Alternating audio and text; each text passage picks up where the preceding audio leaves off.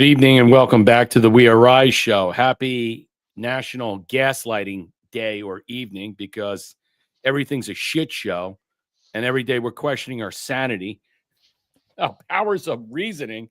I mean, everything is just upside down, batshit crazy. I'm just done. I hate the Epstein stuff. There's no doubt about it. But, unfortunately, we have to cover this shit, and I hate covering it because it goes from one end to another. It stops, goes to another. I can't stand all those people. Dude, half of Congress needs to be just what?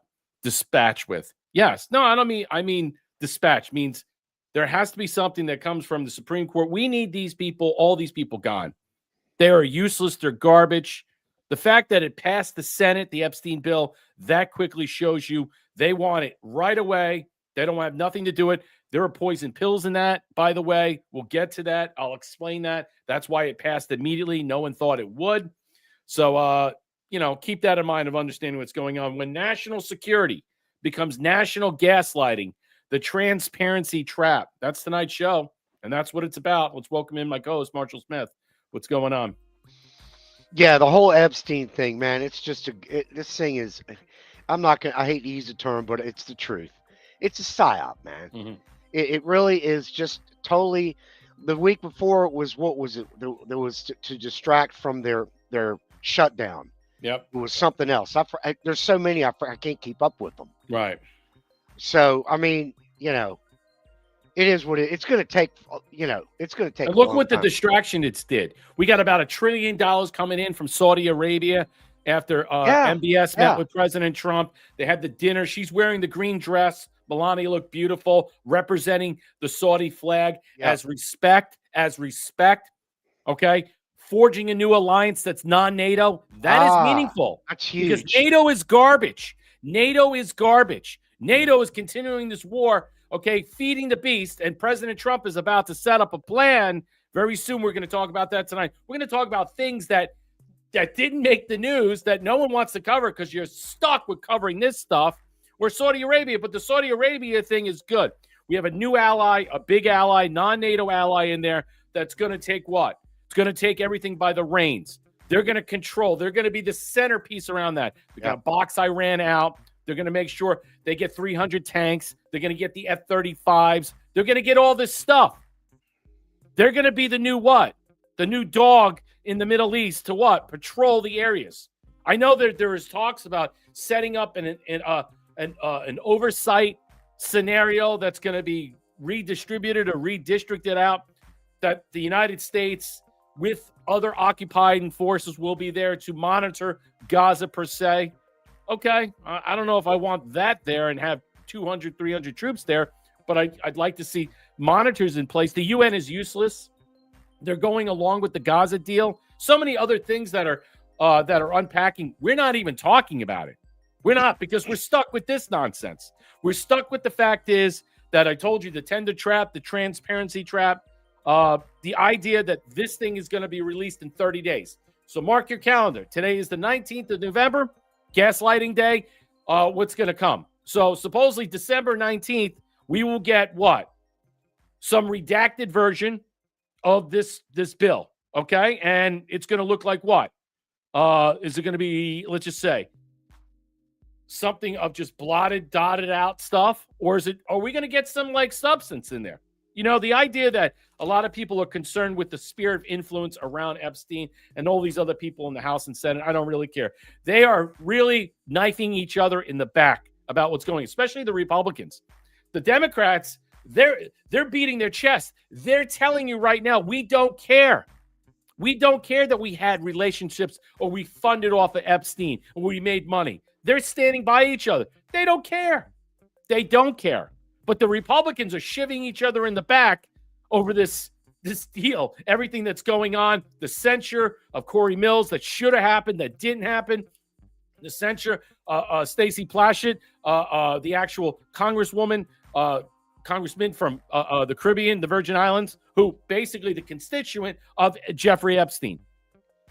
So, yeah, she should be gone. None of these people are going to walk. They're not going to leave on their own. You got to vote them out. Corey Mills should have been censured. And yes, and I understand while there are people knifing each other in the House, They don't care. They're not even focused on what's really going on. I don't even care. If you're in the 7th district, yes, of Florida, ladies and gentlemen, I am. Districts. I know who's in all these districts. You're in the 7th district as a Republican and you're voting in primary, vote Corey Mills out. Just like Randy Fine over there in Daytona Beach. Vote that guy out too. Garbage. Big bagel. Yes, there are many people. We're going to get to that right now. Welcome in Pill.net. Hello, Rumble. And hello, everybody that's on YouTube. And if you're at YouTube right now, please like and subscribe. It's always important. Leave us a comment or two. Let me know how it is over there. We go back and forth. Please subscribe. It's very important. I do a lot of videos. I'm uploading a lot of these videos that I'm putting on blast for the show so everybody can see it, so people are watching in. So let me just say hello over here to Pill.net. Thea, thank you for the 1,700 gold pills. I have truth fever. Yeah, me too. You have no idea how I'm feeling. And yeah, I was on Thomas's show yesterday. I'm over here on Rumble. Yes, I was. I will get to that. Yes, and I was livid. I was apoplectic about a lot of things. Would USA donating 117 gold pills? Let's effing go. Patty B, how you doing? Let's see who else is there. Thank you, Thea, for the can. Trusty Turnip, what's up? What's going on? Darlell, how you doing? How you doing, Sweet Pea? Are you doing well?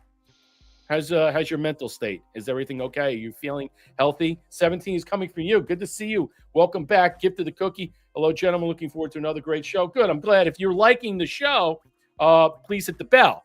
All right. That's important. So you know when we get notified, you get notified when the show comes alive. And always like and share and subscribe. But if you want to help out the show, you can always drop us a gold pill. That's important. Help out MarshallKofi.com/SurfDog74. Trusty Turnip over here, the can. Go figure Epstein had an egg-shaped, pee-pee like Weinstein. Is that bagel affliction? That's funny. Oh, my God. That's a good one. Oh, tonight's going to be funny. What's over here? Drew Terran dropping $100 Rumble Rant. Happy Gaslighting Day. What's up, buddy? Thank you so much. Over there in Rumble. Where's more of my Rumble peeps and stuff? You know, it's like they say I don't talk to everybody. I try to talk to everybody on the platform, and everybody gets all whatever. I try to communicate. I try to follow the chat because I think it's important. What's up, Mark? How you doing? Curious Cat dropping the cookie. Afternoon, evening. Good to see you. Yes, we're moving on right now to the discussion. Like it's Happy Gaslighting Day. Tonight's show, the national security becomes National Gaslighting Day, or so to speak, the transparency trap. This is what I'm going to show you right now. So I'm going to show you right now, just briefly this, and we're just going to part it. Epstein bill passes. We know this, but I'm going to show you the trap. Here it is. The declassification protects sources and methods and directs Congress to work with the Attorney General Pam Bondi to declass in a reasonable time frame. Here are the flaws. HR 4405. Okay. And basically what it is that could re-victimize Epstein victims, create new victims, and damage judicial system. Let me tell you, those broads that were standing outside the Capitol again with Massey, Ro Khanna, and the shady broad, the backstabbing bitch, MTG. Yep. Let me tell you right now, these people are a garbage. They're being utilized. This was a Democrat hit job. Everybody there got paid out. They were all paid out through Gloria Allred's law firm or the connection between that. They were all paid outside an NDA. Yeah, her daughter. Also, the representation of the law firm and all these women, they all got a slice of the pie. Now they're coming back for more. And now they want to be utilized as props to attack President Trump and the MAGA movement. And you know what? I don't really give a shit anymore. I don't care if their stories are true. Okay? They are scum and they're whores and they're looking for more money. What are they looking for? Why would you be used for a prop? If you want to go after and make more money, go after Mark Epstein and the Epstein estate. Okay? You're not going to get anything from Donald Trump. You already tried to extort him and it didn't work. So screw you. To release its files related to Epstein and Ghislaine Maxwell, while Republicans fully support transparency and the release of the names who those conspired with and aided and with Epstein and Maxwell, the bill House will consider flawed. Okay, national security concerns. This is the point. This is the gaslighting. HR 445 requires Attorney General Pam Bondi to complete the release of the information by December 19th, which is in 30 days, including to declassify classified information to the maximum extent possible. This raises two concerns. First, it may not be feasible to properly undertake such an extensive review in such a short period of time. Second, it ignores the principle that declassifications rest with the agency that originated the intelligence so as to protect the sources of the methods. It is incredibly unwise to demand that the DOJ declassify the materials originated by other agencies. HR 4405 should be amended to direct relevant intelligence agencies to work with Pam Bondi to declassify in a reasonable time frame. That's what the speaker was saying. It's not that he was hiding from all this stuff. He's saying there's information that they know. They've seen this stuff, okay? They have levels of clearance. A lot of them have seen this. He's seen it. He has levels of clearance. He's two in line to be the president, okay? So he has levels of clearance to see these things. He sees what he's talking about. What he's talking about is that, look, the national security implications, okay, with ongoing investigations and other things needs to be sorted out and pushed aside and redacted for the time frame. While they consider just throwing this up and rushing through that like the Senate did because they didn't want to have anything to do with it, but they put poison pills in there to what? So make sure that the House will be responsible for all this stuff. And while they're stabbing each other back, the reason why the House passed this forward with certain provisions or very little is because there's an election next year. They don't want to look at all 100 to 0. They all voted for it. There's a lot of Democrats up for re-election, Republicans as well. I think 32 seats are up. A lot of seats are leaving. They don't want to leave anything to chance. They don't want to even get in this way about it. They're like, let the House deal with that. Yes. Let the House oversight deal with it. Let this go through. Let me continue. All right, here we go. Nick Sorter puts this out. This is important. All right, breaking. The Senate passed the Epstein Files Transparency Act. Yeah, it's not. Just moments after that, sent over the House by unanimous consent. And now heads to the desk of President Trump. Very few people thought it would get to the Senate at all. That is a striking. I thought in some way, because I said it yesterday on Thomas's show, that there would be something of a hiccup. And I thought that people, many people like Chuck Schumer, Dick Durbin, other people might hold this up. And I was wrong. It's clear that they want to get rid of this and leave this up to the House. They want to push this farthest away from them because they're up for re-election. And they don't want to get entangled with this. They know the oversight is involved. They know the DOJ is going to redact this with certain group agencies and then get into some type of, let's just say, spat over who's knifing each other in the back in the House over what's going on. Because apparently there's been a lot of Democrats working in concert. Hakeem Jeffries, the number 2, the minority speaker, taking money, having dinners with Epstein. You have Stacey Plaskett, who was the congressperson for Jeffrey Epstein in the Virgin Islands, getting text messages during the actual, let's just say, House oversight committees and stuff, discussing, asking questions to Michael Cohen and many other people that were being directed to. Yeah, should she step down and resign? They're not going to. They don't care. They don't care. Their people don't care. This whole thing is about what? Turning it on Donald Trump. They're all going to be in unison, lockstep in what? Making sure they are blaming this all on Trump because it all goes back to Pam Bondi. And what's going to happen is this. You're going to get Pam Bondi redaction. And that's going to be released. And then they're going to raise holy hell and freak the holy hell out and say, we need another vote. We need a redaction vote. Yes, in the House. And what does that look like? A secondary, maybe a tertiary. All right, more and more will be required to quench the thirst of those that smell blood. Yes. So they will be what? Forced, capitulated in some way, submitted to what?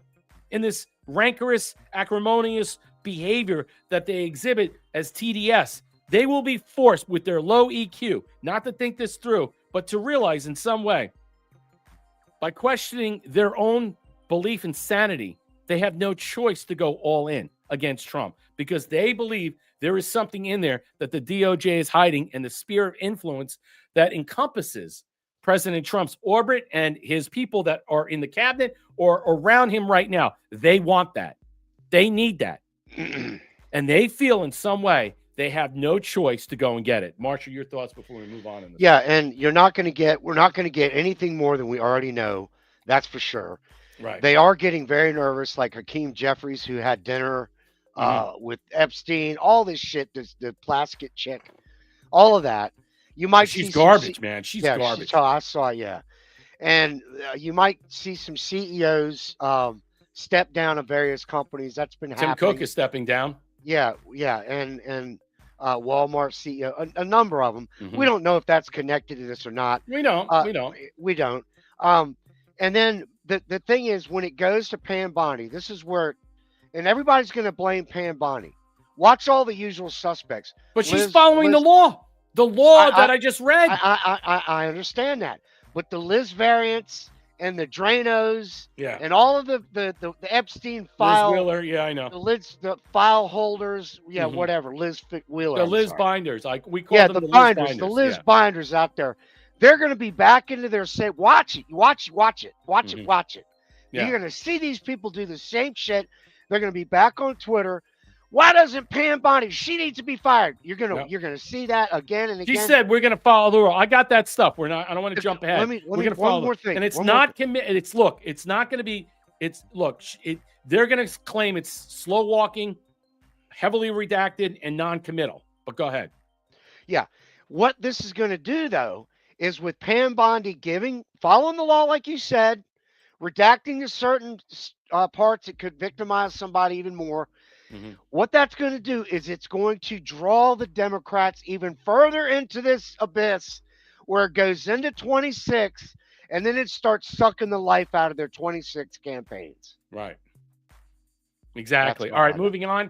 Swampy. House Republicans rage over backroom deal to bail out GOP colleague facing censor. There was a big fight. This was about Corey Mills, and I'm going to explain this to your Blue Divillion man. What's up? Welcome in. How you doing? House Republicans are furious with several of the GOP colleagues over what they say is a backroom deal to bail out a Republican facing censure. Now, he didn't get censured. He was surprised. Corey Mills was surprised. 7th District out of Florida. All right? The guy is facing domestic violence charges, stalking, menacing, a bunch of other things. All right? So, obviously, he has issues with women, ex-wives, girlfriends, what have you. He can't hold on to one, can't keep them. He wants to knock them around. I don't know. All I know is right now, he was expecting a censure. He didn't get it. Late Tuesday night, the House voted to censure Stacey Plaskett from Virgin Islands, who was texting with Epstein in 19 over the whole House Oversight Committee hearing failed by 201 to 214 margin. 3 Republicans, Bacon, Lance Goodwin, and Dave Joyce, all should be gone. Join with the Democrats to vote the measure. All these 3 people, vote them out. Democrats have countered the move against Plaskett by introducing a measure of their own to censure Corey Mills and to remove him from the House Armed Services Committee. They should remove Plaskett from the Oversight Committee. Obviously, that's coming. I heard Comer talk about that today, and I believe that's coming. And remove him from the House Armed Services Committee is facing numerous allegations: domestic violence, stolen valor, financial misconduct, a lot of shit. This guy's bad, dude. Vote him out. Mills denies all these accusations, whatever. If your constituents in your district don't like what you see, vote them out. All right? That's it. But the measure against Mills is likely to be withdrawn after the measure against Plaskett was defeated. Numerous Republicans blasted the move to help Plaskett as part of what they call a backroom deal.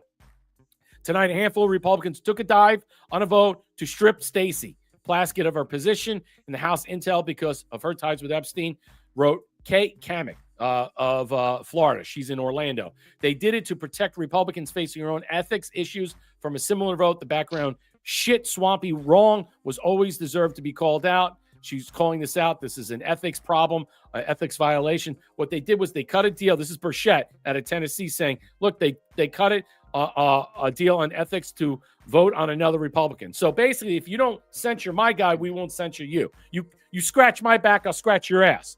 It's bogus. It stinks. The first chance I speak to her leadership, I'll give them a peace of mind. I doubt it'll go anywhere, but the most sewer-dwelling folks, not all of them, but some of them, totally disgusted with a bunch of losers. Let's listen what he has to say.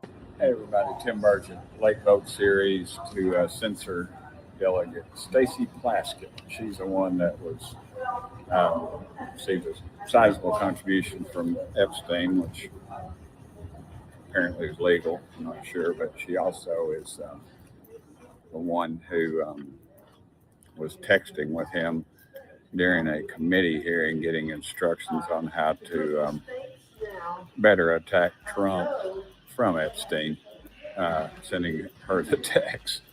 And so she's on some pretty powerful committees, and that just tells you how. Okay, so he's basically saying the Oversight Committee is a powerful committee, and they're basically covering her ass because they're doing a favor for Corey Mills. Do you believe that per se? I'm not really sure about that. I want to get back into that discussion, Marshall. But there is no, like, Corey Mills coming out saying it's absolutely not true. Of course, he's going to say that. There's no proof of this evidence to suggest he's saying that no backroom deal, no negotiating, no quid pro quo. The Dems would have not have made the deal if this was true. All right.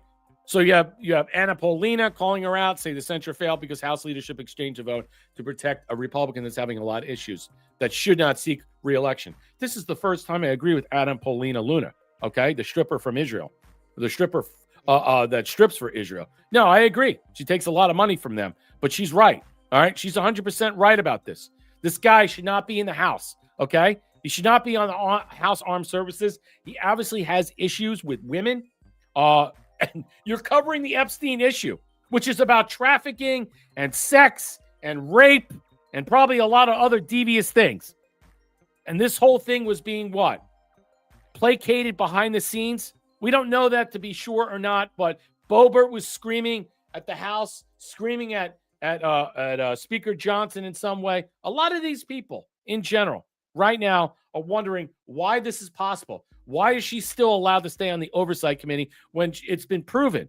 It's been proven. She's even admitted to that in some way. You have Hakeem Jeffries, the minority leader. I had dinner with him. He helped raise money for me. All these people are ingesting. They're swallowing it. They're telling everybody, but no one cares. They don't care about Ukraine. They don't care about this. They don't care about anything. They only care, okay, if it's relative to or pertaining to or connected to President Trump. That's it.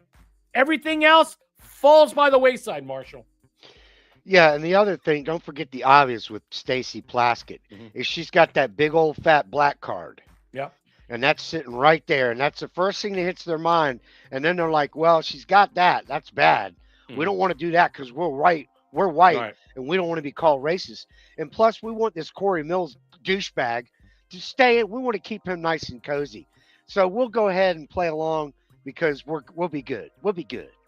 Well, he's not going to get President Trump support. No way. He'll be probably either be primary or he'll just dip out because he has no choice in the end. And he might stick around, but he'll be primary because President Trump will be putting his hand on somebody else. Thea gifting the shades. Thank you. Darla gifted the cookie. I'm ready for Blondie to step down. Cash and Bongino too. All big disappointments. Well, I think Bongino next year is going to resign. That's my guess. Cash, he's in there for a 10-year term. Unless he's fired by Trump, that's not going to happen. And as for Blondie, unless she's fired by President Trump, she ain't going anywhere. You think that he really – let's seriously look at this. You had Jeff Sessions. You had Bill Barr. You really think he's going to fire her? She's the perfect straw man. Do you understand? The Justice Department and the FBI have their hands tied. There is another operation that's going on. They are hog-tied. They are being controlled by who? President Trump and President Trump's team, telling them, this is what you do. This is how you do it. Yep. There are people behind them controlling them. They are the puppets. They are the face of the Justice Department. Look at Pam. I'm going to show you pictures of Pam Bondi today. Look at the face. She looks white as a ghost. Look at Cash Patel. His eyes are bugged out. Thea donated 500 gold pills. Darla gifted the cookie. Well, I'm better. Just glad to be here with the best guys, True Telling, and We Are Rise chat family. Yeah, love you and love the fact. I love the whole group over here. Yes, we love our people in the chats. We love our fams. We love everybody over here that's just hanging out. I'm glad everybody's here tonight. It's going to be a tough show. It's going to be a tough show because we're all going to be fighting about the wedge issues. We're going to talk about wedge issues. We're going to talk about this, what Darla's bringing out, a wedge issue. Why Pam Bondi should be fired. Why this and why that. That's a wedge issue. And that's being used and utilized against MAGA, America First, combined, separated from the undeciders, and the only America or America only crowd. It's being divvied up for a reason. Okay? And what I would suggest is take a pause, take a pill, relax, have a drink. It's not over yet. Yes, I know it looks bad. It looks fucking ridiculous. But what is she to do? The law is already built in there. The poison pills were dropped inside this. She has no choice, as you will see. She has to follow the law, and the law will be what? They will be covering what? The victims' names, people that are in the orbit per se. I mean, will this harm innocents? Who are these innocents that she's talking about? We'll get to that. Trump one, give the can. Welcome in. Hey, fellas. Good evening. Go ahead, Marshall. No, and she is doing what Trump wants her to do. She's following orders, man. Well, I wouldn't say following. She's there for the script. Yeah, and she's following it. She's there for a reason. Mm-hmm. And that's why she's not going to get fired. No. We will probably understand. I mean, I already have an idea, but yeah, it's going to, don't spend time burning your oil on Cash Patel and Pam Bondi. Don't do that, because that's what they want you to. That's exactly what they want you to do. Yeah. Don't do it. It's neither here or there. Let this unfold and play out as it is. Cash Patel ain't going anywhere. He's got a 10-year term. He's going to be in there well after Trump is gone. Okay? Margok, welcome in. They're all a disappointment. Okay. They all make me sick. Okay. I got you. Blue Devillion and Bibby ain't going to let any info or names released the minute. And your great AG Bonnie will abide. Okay. That's fine. I understand. I respect your opinions, your free speech. I respect how you feel about it. I'm just putting these things out there. And you know what? You want to double down, triple down on it? That's fine. Let me continue. Plaskett, I believe that Jeffrey Epstein had information. I was going to get information to get to the truth. This lying piece of shit. So you want to attack Bondi. You want to attack Cash Patel and stuff. This is a person who was getting text messages, and Epstein was controlling her. Remember, this was a month before he was arrested by Bill Barr and the DOJ in the Trump administration. A month before. In March, what? He got arrested March 18th, something like that? March 17th? She's getting text messages to ask Trump's attorney Cohen all these questions. Listen to this shit. And I was going to get information to get at the truth. Having a friendship with him is not something that I would deem to have. And so I'm just looking forward. I'm moving forward. And I think that that's what we American people should do is move forward. Wait, so as the American people should move forward, as you're accusing Donald Trump, President Trump, of having this disconnect because of the Epstein files and the connection to Jeffrey Epstein and the sphere of influence, you want to move on, but you're directly communicating with Epstein, and it's okay for you because you fill a category. You're black, you're Caribbean, you're a female, you're this. It's okay. You understand the plight of women that are being trafficked. These fucking people are the biggest hypocrite scumbag ever. Fuck her and die. This broad should be bounced out in a second. This is embarrassing. Okay? So when you want to go and slight Bondi and Bongino and Cash and stuff, look at this bitch. Yep. This is the face of pure corruption that sits inside the House, that rots from inside, that gets the vote so you don't get what? Your SNAP benefits, your health care, because she's too busy asking Jeffrey, what should I ask for Michael Cohen? And how should I present this in the case of this? Because we're all about smearing President Trump, because that's what it's about. Let me continue. If individuals are not involved in illegal activity, extending his criminal enterprise or his financial enterprise or all of those things, I think that we need to look at what... Look at the white broad looking at her and saying, bitch, are you hearing what you're saying? You must be dumb as a fucking coconut. Because the bottom line is, you're the one texting him, and he's texting you what to say and do. She's totally confused. People are doing moving forward. Wait, let me just better understand that. What is that point? Because at the time he was a known sex offender and it had been detailed all the sexual abuse. There are a lot of people who have done a lot of crimes. And as a prosecutor, you get information from people where you can. I believe that you get information from where you can. So what was that? So you're saying that Jeffrey Epstein, in some way, you were working with him to get information as a prosecutor to what? To get dirt on. If it comes out that Epstein and his group of people with the Democrats tried to impeach President Trump on the second term or overthrow his government, look out. There might be more here than I think that we can really process at the moment. So what I would suggest is put a pause, put an asterisk next to Bondi, next to Cash, next to Dan. Actually, leave Dan out of this because Dan looks like he's going to have an aneurysm, poor guy. Okay? And I don't think he stays on with this next year. I really don't. That's my guess. I think poor guy is just losing it right now. He's got a lot to say, but he can't say it, Marshall. But God, what do you think? This is an embarrassment, man. Focus your anger and your all of this away from Bondi and these guys, away from Trump's team. Yeah. And focus it on the people that are trying to fuck Trump. And the other thing is, not only was this lady texting directly live with Epstein, she was doing it live during a hearing. Exactly. An oversight hearing that affected Donald Trump, that they were accusing Donald Trump of all these different misdeeds. Right. All right. In 2019, what was that?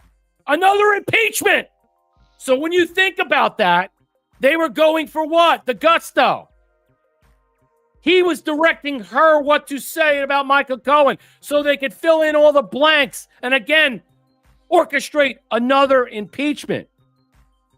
And then he's arrested the month later, and then he died. He's unalive in jail, found unalive in jail, not by his own hands, supposedly, in August, I believe, that time. How interesting. Eric Daughtry put this out. Nancy Mace is now set to force a vote, censure to Corey Mills. I don't like Nancy Mace either. She's running for governor of South Carolina.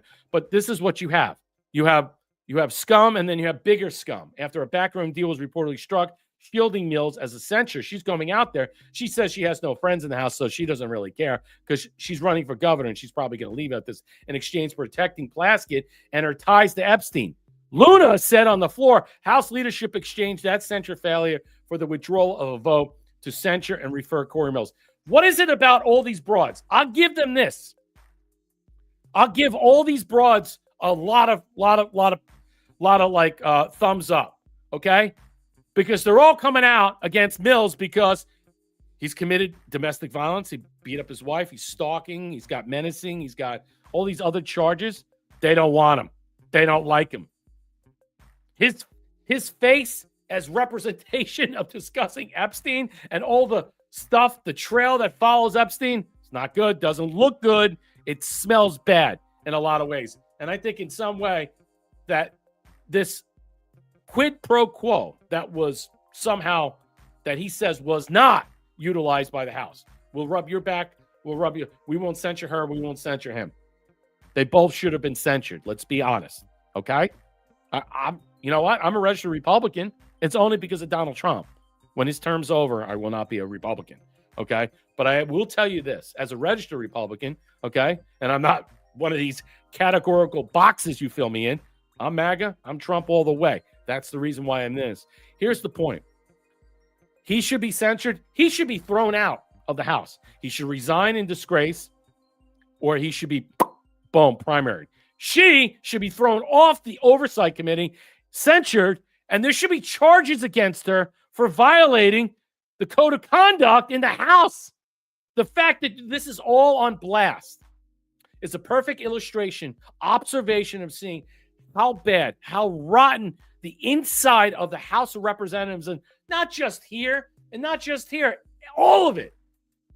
All of it. It's all garbage, Marshall. It really, I'm sickened to death. There is no reason, it's no wonder why nothing get passed. President Trump is doing deals, left $1 trillion deal with Saudi Arabia. What are these guys doing? Knifing each other in the back over Epstein.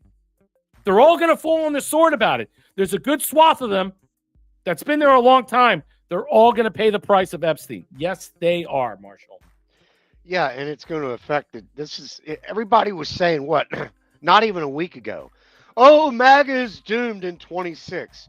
Yeah, well, it looks a little different now, yeah. and it's going to get worse for the Democrats from here. 38% where approval, and then the net is about 60. They're saying 59, 60, but disapprove. But that's because of the media, the tariffs, and then here's the other part. What's really being orchestrated? It's this. It's the Epstein stuff. It's because they have come to some situation. The Uniparty, they want to make sure that they lose 2026. Or at least the House does. I'll say that because I do believe that. And so they gain power back, and so they can impeach President Trump again. The savior will be the Senate as well, and I think that they will actually gain seats in the Senate. I think so. Oh, I do. Very much so. All right, moving forward, here we are. C3 comes out. If you can't expel a member of Congress for texting a convicted pedophile for questions during a congressional hearing in an attempt to overthrow the duly elected president of the United States, then shut down Congress. This whole thing has to come down. I mean, honestly, I didn't even care that it was shut down for 40 days, 45 days, what have you. Come January 30th, another shutdown's going to happen. So be it.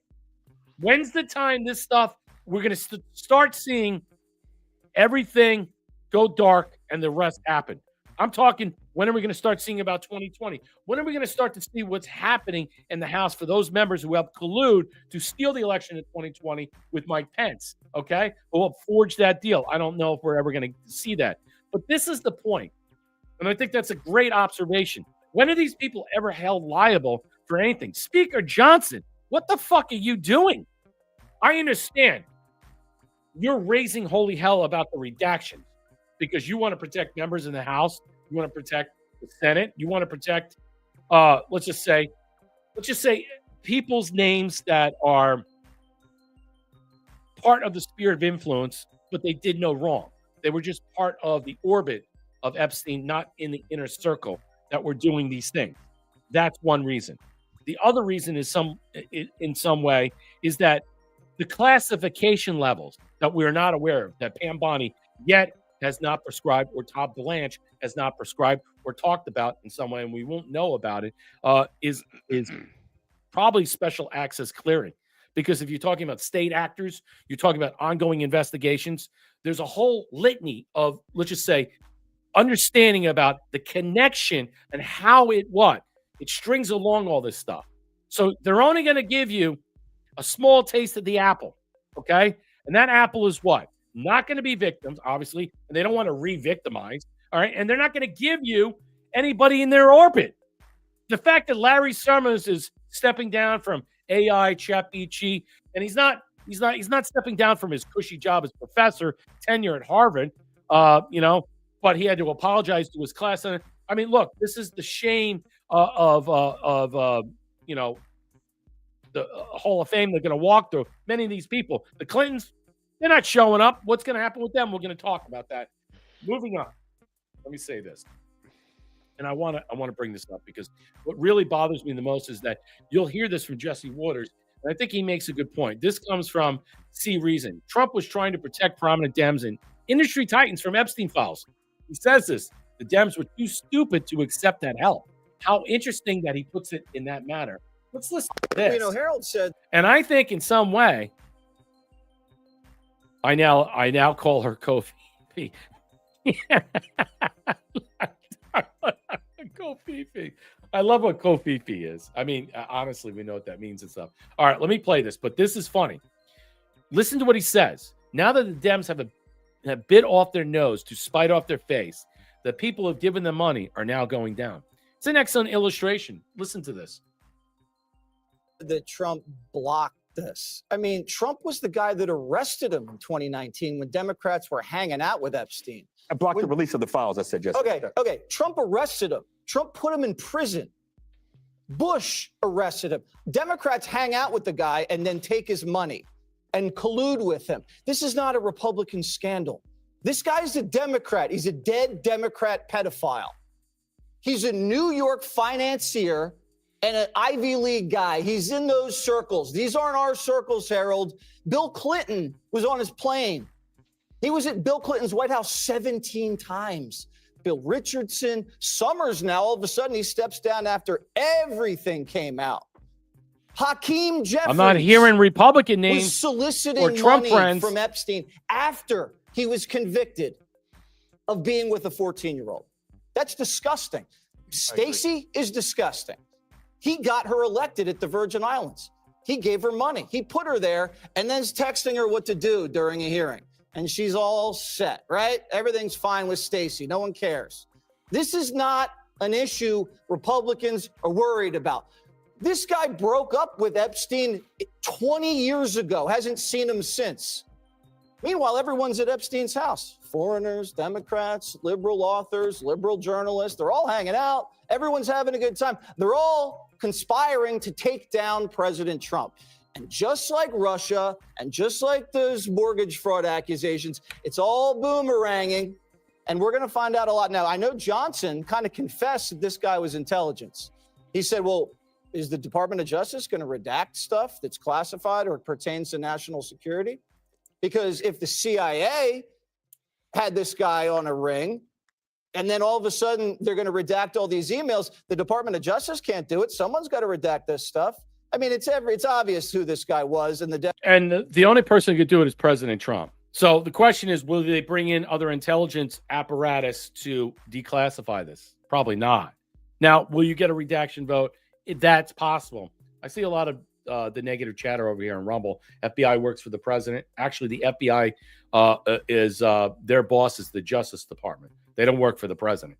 They work for the Justice Department. The Justice Department, the DOJ, works for the president. Okay, let's be clear about that. They're all working together. It's uniparty. True Terran said, I just want to fast forward the movie. Of course, I do too. Blue DeVilly Man, Fox is boomer slop. Yes, but Jesse Waters is not boomer. Okay?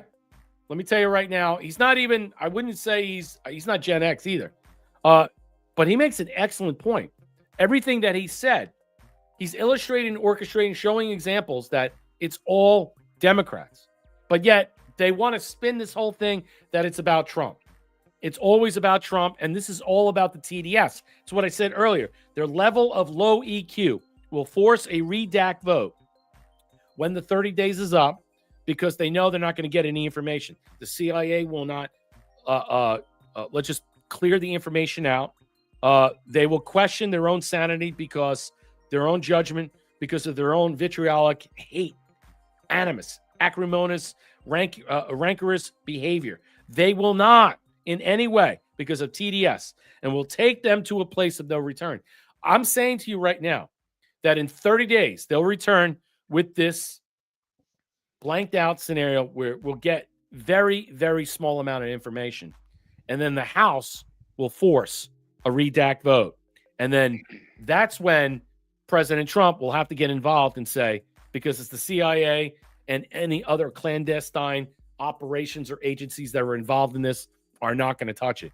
The only person that can be able to put his hand on that is President Trump. The DOJ, Pam Bondi cannot declassify information. Only the President of the United States. So I think that is the boomerang that he talks about. Thea gifted the phone. Thank you so much. 17 is coming for you. What's up? Gifted the cookie, Thea. Gifted the cookie. Thank you so much. Like, share, and subscribe. Please share and subscribe. It's important. Hit the bell to be notified. Always good. Thank you so much. Help us out on Rumble like True Terran did. If you want to do a Rumble rant, that's great. You can help out Marshall, Ko-Fi.com/SurfDog74. Marshall, your thoughts about, do you think that, look, I know that I'm not a Fox person. I don't watch Fox. Boomers do. I get it. Point. The message. It's not the point. That's message, it, man. God, it's damn, the message. Man. I know. The look. The other thing that this is doing right now, there's been a lot of pressure come out with this. Mm-hmm. They felt it coming. Right. And I'm talking about the people the Epstein people, the big guys, the big ones. Yeah. Yeah. They felt it. They knew this. You was mean the coming. Hollywood types, all the the Reid CEOs, Hoffman, all the CEOs, all that. Mm-hmm. So now they're saying to themselves, and some of them might not be bad people. Some of them might be just slightly involved, whatever. Meaning in the sphere of influence, but not in the inner orbit, right? In these powerful people, whatever. And then they're saying to themselves, okay, it's probably I got about 30 days to get my arrangement to make my arrangements. Yep. So that I can Get set my myself affairs in up. order. Yeah, get my affairs in order. I can go ahead and That's retire. what it's about. Marshall on point tonight. Yes, I can retire. I can, now now a lot of you guys out there and anybody would say, and I would admit to you too, well, that's kind of a shitty way of being kind of a scumbag. You're being kind of like a scumbag that you're going to back out and you were involved in some of these parties, but maybe you weren't with an underage girl, but you're with young women but you were married. Right. Things like that. Guys like whatever, people like that. And you say, well, that's not really nice that well, a lot of things in this world are not nice. No, they're But not. you've got a lot of the causal connection, the sphere of influence inside the orbit or the inner circle is what you need to focus on. It's not just like I brushed elbows at this. Like, for example, the Daily Mail, I'm not covering it, but the Daily Mail, and there were many people on X that went ballistic, that Jared Kushner company invited Epstein in 2013 to show up, in some way. And so they were conflating the idea, what did Kushner do? What did this guy? First of all, Kushner never met Jeffrey Epstein. They both never went to this event that was hosted by the company. Okay, and they're all starting saying, "Oh, President Trump is covering up for his son-in-law." The Daily Mail writes that they never met, they never had anything, but it was facilitated by his company. Again, these companies were still working. The point is that these companies were still working to invite a convicted pedophile, a sex trafficker, a pedophile, what have you at the time, after 2008, 2009, in 2013. Did that mean? And so if Kushner didn't even know about this, which he didn't, claims he didn't, and he never showed up about that, and neither did Epstein, what's the hubbub? It wasn't involved with him. It's not his company. His company, the company that he worked for, asked him to come. But so this is the problem with the salacious entanglements. Okay? I'm not a Jared Kushner fan, but I will defend him in this. Even the Daily Mail said they didn't know each other. They never even whatever. This whole thing is that this is the example that Marshall's trying to say. That if you cut the rug, so to speak, you run in these circles and so to speak, all right, you hobnob in some way. He was always in these circles. The question is why? What did he do for a living? How did he get to go in his position to get into these inner circles? It's quite striking. This is what we're going to get into. And if you're a very powerful CEO, but you never target. did any of these things, you were a target. Yeah, you're a target. You were a target by Epstein. Yeah. You were a target by Epstein because you were going to be honeypotted. That's now the bottom line. Now they have time to get their shit together and do something. All right. So House Oversight Chair James Comer says he's prepared to have Bill and Hillary Clinton arrested. If they refuse, okay. Look, let me tell you something right now. I don't buy any of this stuff because it's all Mr. Chairman, there are two very important people that you subpoenaed early on. That you asked to voluntarily cooperate. They didn't schedule their interviews. Now there's a subpoena. But Bill and Hillary Clinton, if they continue to duck you, will you take them to court? Will you try to enforce a subpoena? Will you go the Steve Bannon and Peter Navarro route? Yes, but Peter Navarro and Bannon went to jail. They showed up to court. Look, the Clintons, let me tell you something right now. One of them is going to go bye-bye. They're going to, and the feigning and the swan song effect, it's probably going to be Bill. They'll use that as a mitigating response to not show up to these subpoenas.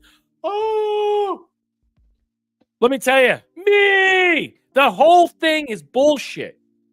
They're not going to show up. These people live on another orbit, another trajectory. There are two different tiers of justice. And it's clear when they move off this mortar coil, they're not going to be on any form of justice anymore. They're going to be on God's determination. And you know what? Look, I look at these people. I don't even care about them anymore. I don't. But when James Comer tells me, It says, hey, you know, we're going to get him. We're going to get him in there and stuff like that. You couldn't get him in there in August. You couldn't get half the people that you subpoenaed, that we don't even know if that they came in, Jeff Sessions and all these other people, you know, Rod Rosenstein. Did anybody remember when they put all these names out? Did any of these people come in secretly or clandestine? Bill Barr came in. That's all we know about. So I'm not really sure what this is. I don't want to play it anymore because I'm running out of time. But I just wanted to show you that he believes in some way that he's going to be able to get Bill and Hillary Clinton to come in there. 100%. We're going to go that route. We expect to hear from Bill and Hillary Clinton. Look, sure. Donald Trump's answered questions for years about Jeffrey Epstein. Every day he gets asked questions about Epstein, and he answers them in front of the American people. The very fact that they won't show up will prove this existential divide of the two-tier justice system, as what he is saying. And I'll move on because it's almost neither here or there. It's almost laughable and implausible to think that these people, okay, who think that, you know, they can just stonewall, but they have no power anymore. Do you understand?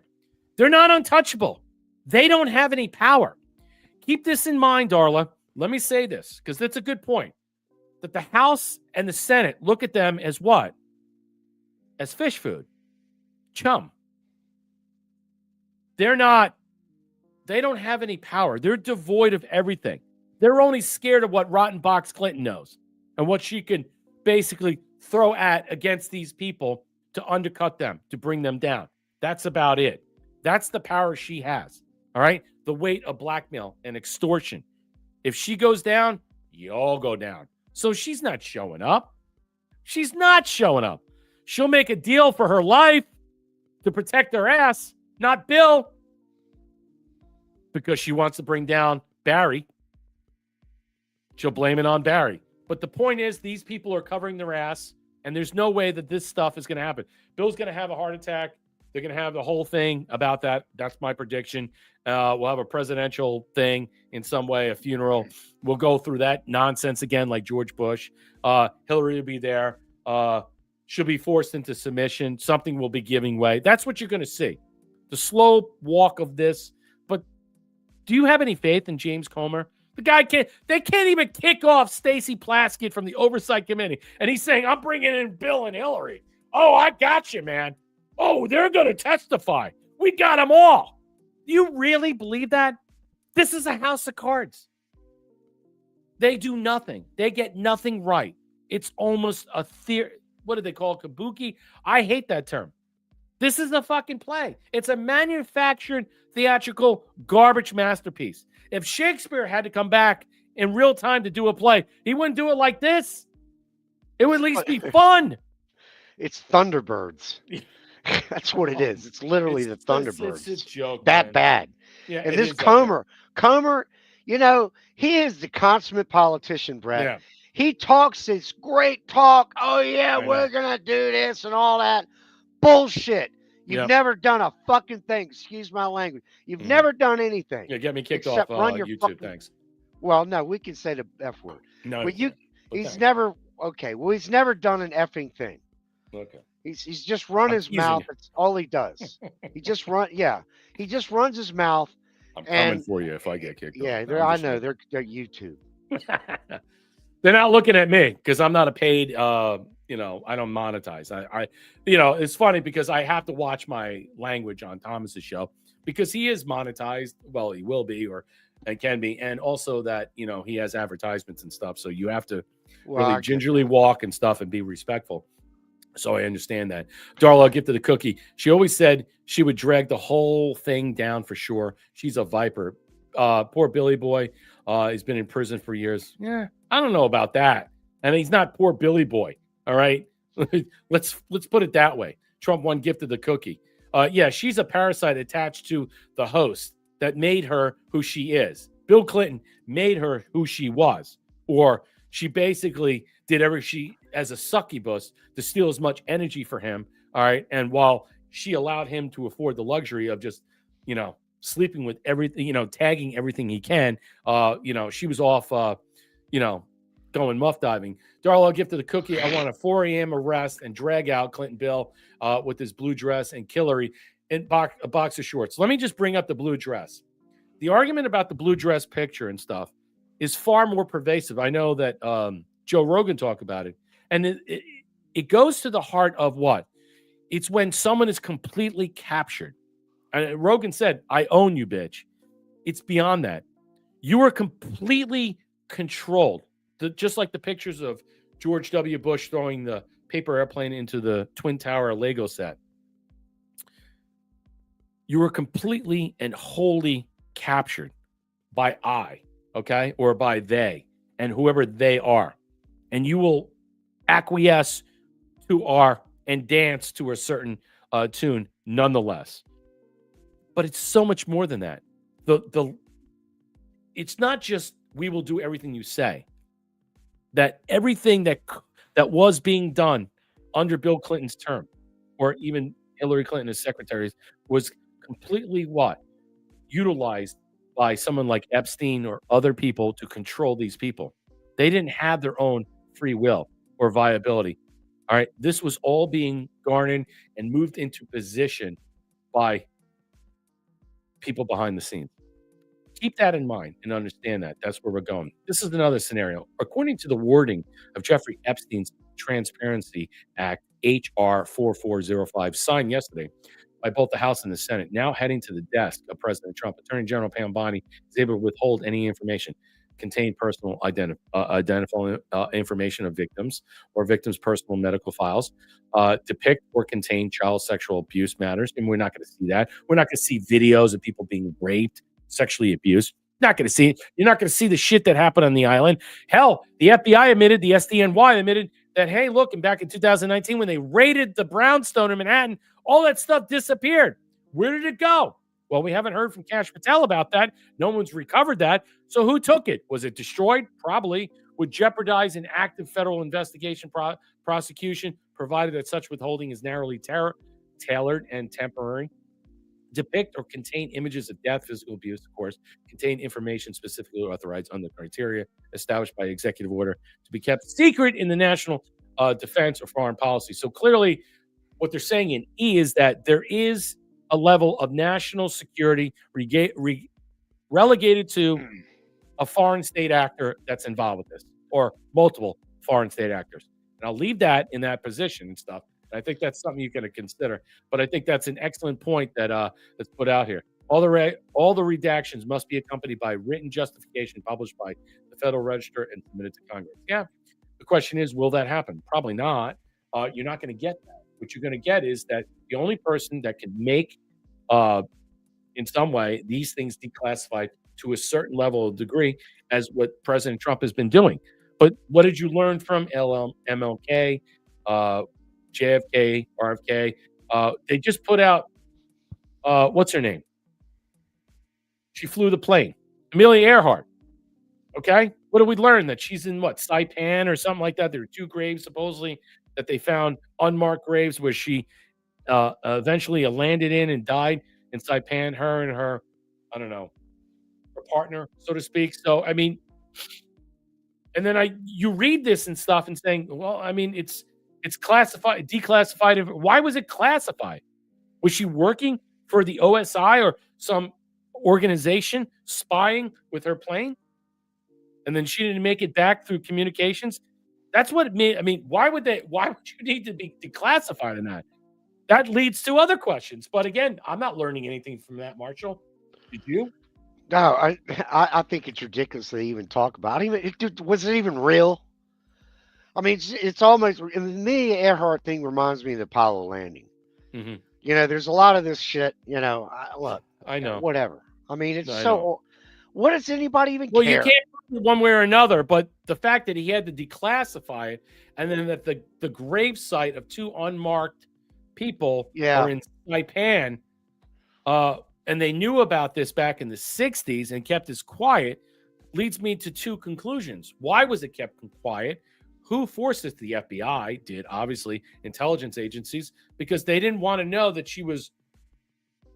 What was she doing? She wasn't doing this for publicity. She was doing this for the government. She was taking pictures, recording stuff. Did any of the stuff be recorded? Did they have some type of viability to record information? I don't know. Darrell gifted the cookie. Epstein is alive. IMO. He was drone shot on the island after he was supposed to have died.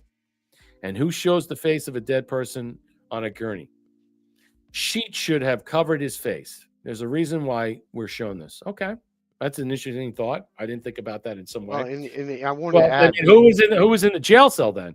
There was actually someone alive in the jail cell then.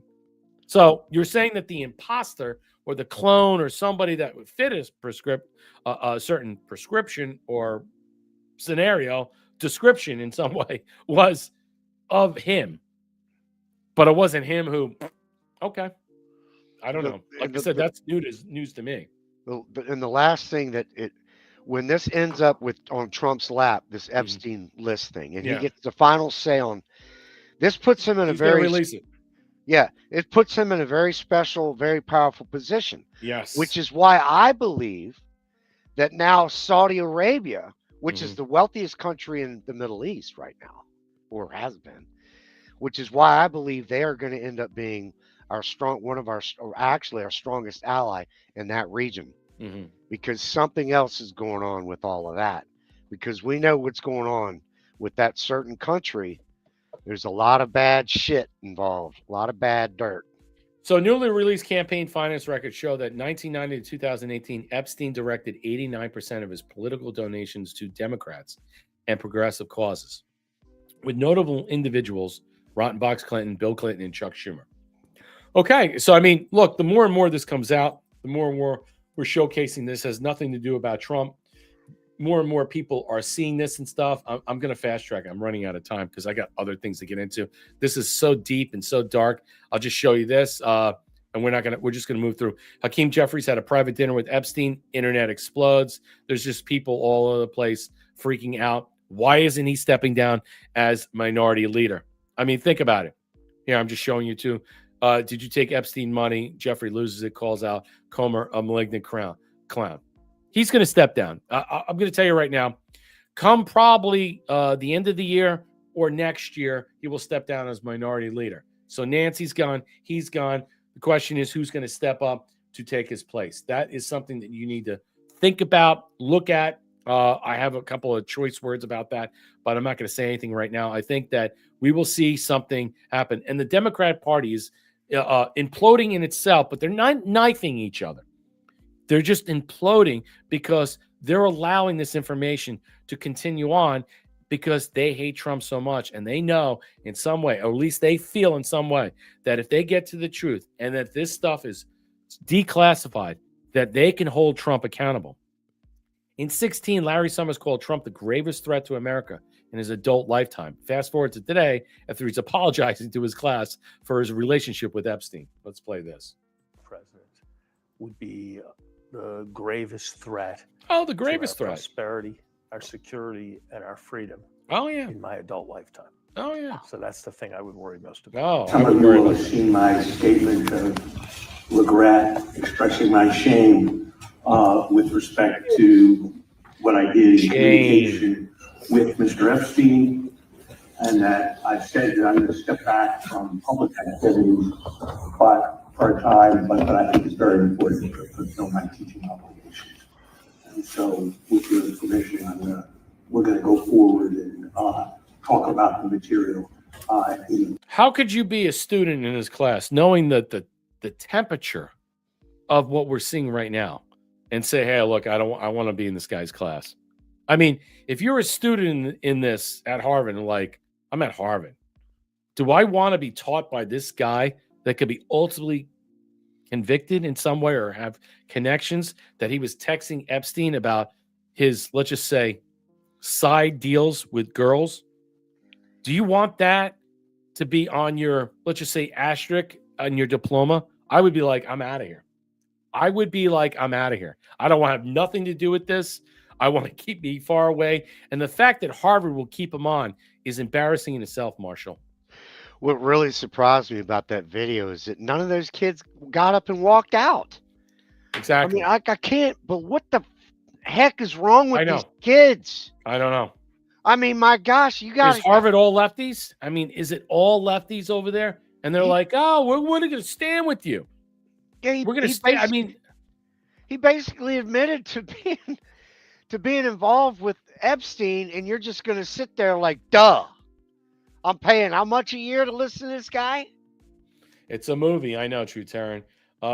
Tracer C4, if he's alive with this, does it matter? We have a real shit world going on. Yeah, I know. We got a lot of stuff going on. I understand. Sad seeing this Epstein. Yeah, it's obsession. Yeah, you're my obsession. I mean, the whole thing is, but this is what the influencers, the binder people, all these people have done. The secondary and tertiary influencer entrepreneurs that have basically percolated throughout. This is what caused this. That they were there to set up to attack MAGA. Ian Carroll, many people. I'll use him as just one example.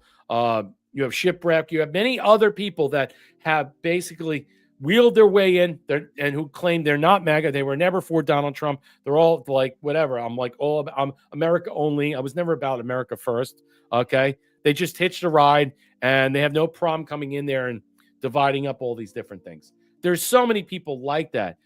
These entrepreneurs and some influencer entrepreneurs, grievance entrepreneurs. That's the terminology and stuff, that they'll find some way to make wedge issues to convince you that, hey, look, whatever you're on, I'm all for. You want to convince yourself that you're good and fine and stuff, and you want to go back to Joe Biden. Well, why don't you bitch about that?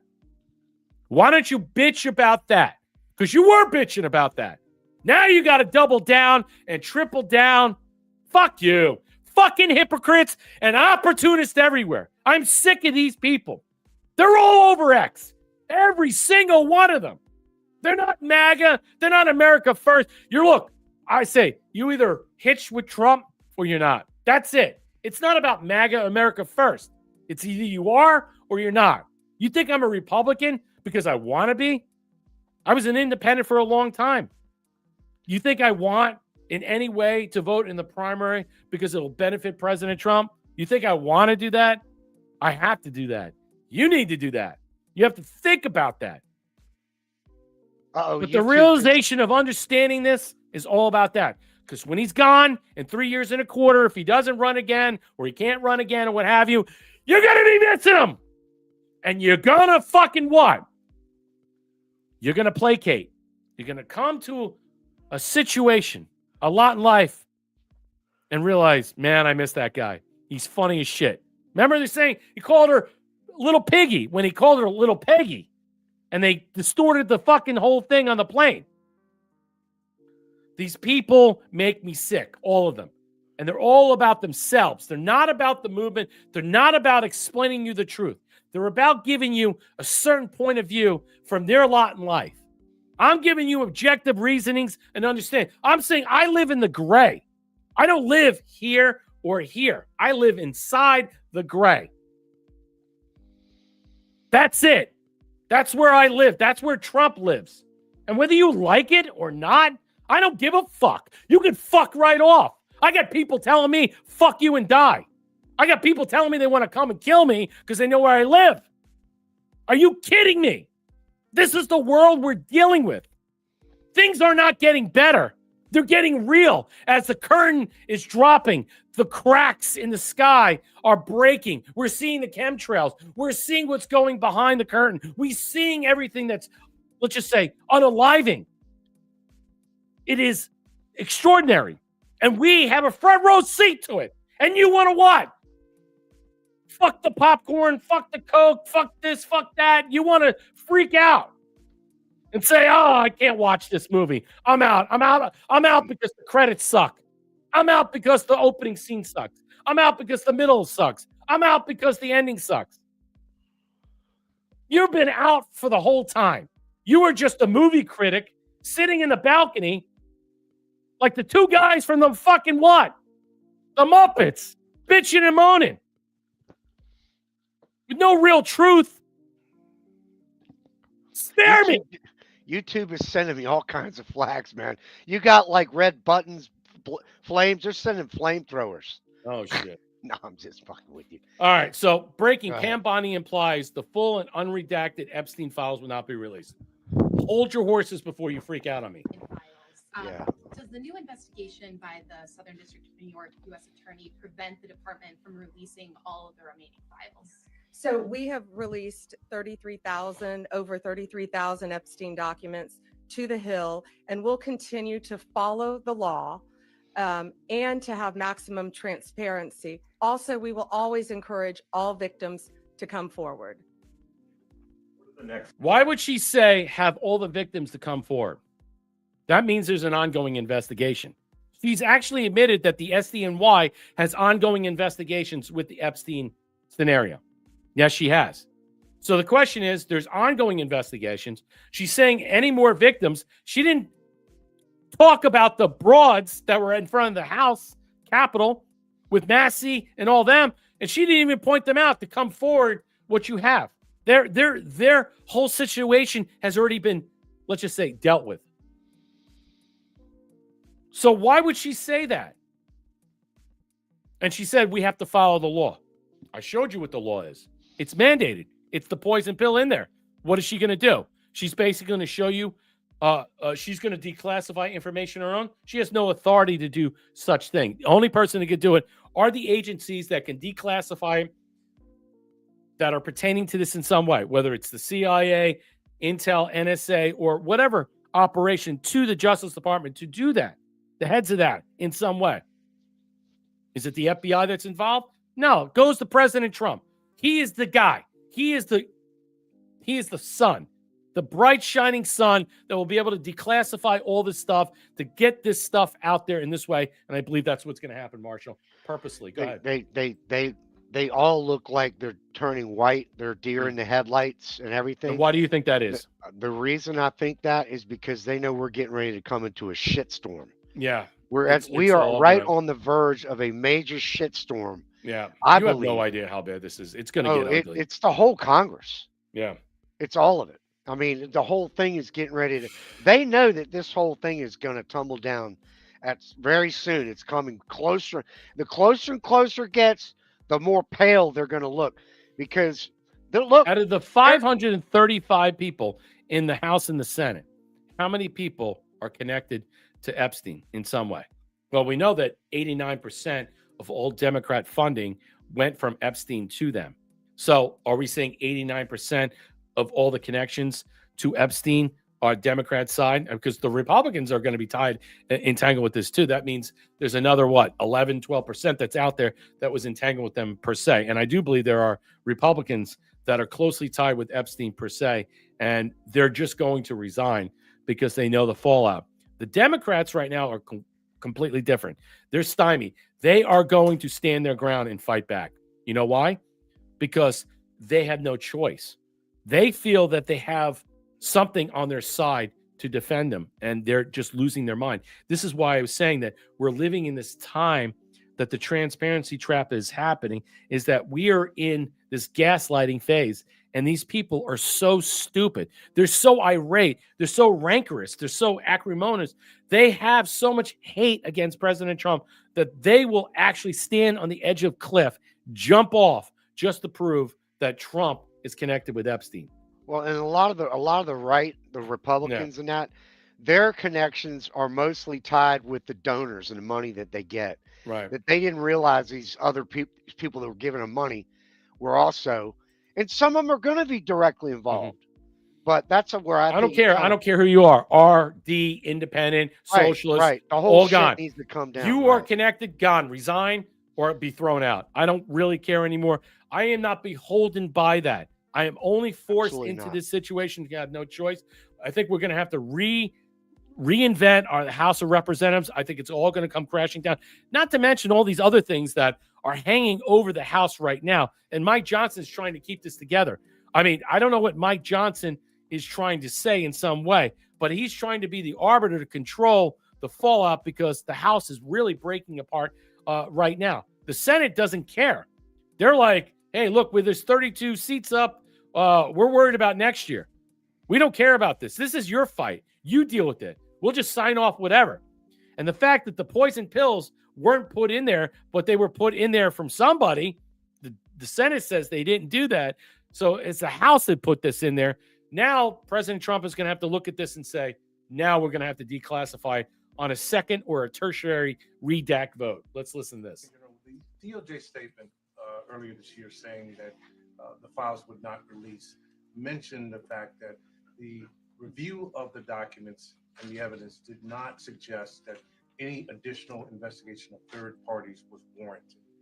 What changed since then that you launched this investigation?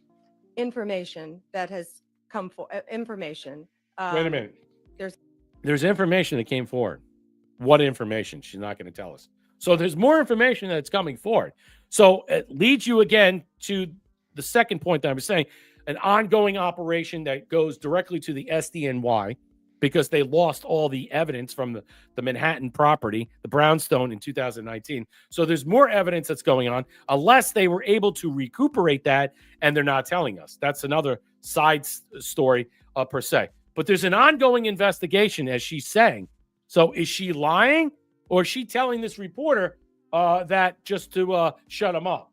information, that new information, additional information. And again, we will continue to follow the law, to investigate any leads. If there are any victims, we encourage all victims to come forward. She's asking more victims to come forward. That means they already have victims coming forward. There's an ongoing investigation. So they're obviously telling you right away, hey, look, if you don't want to be gaslighted about this, you're only going to get about a small swath of information because A, it's ongoing. B, we're not going to name victims or incoming victims.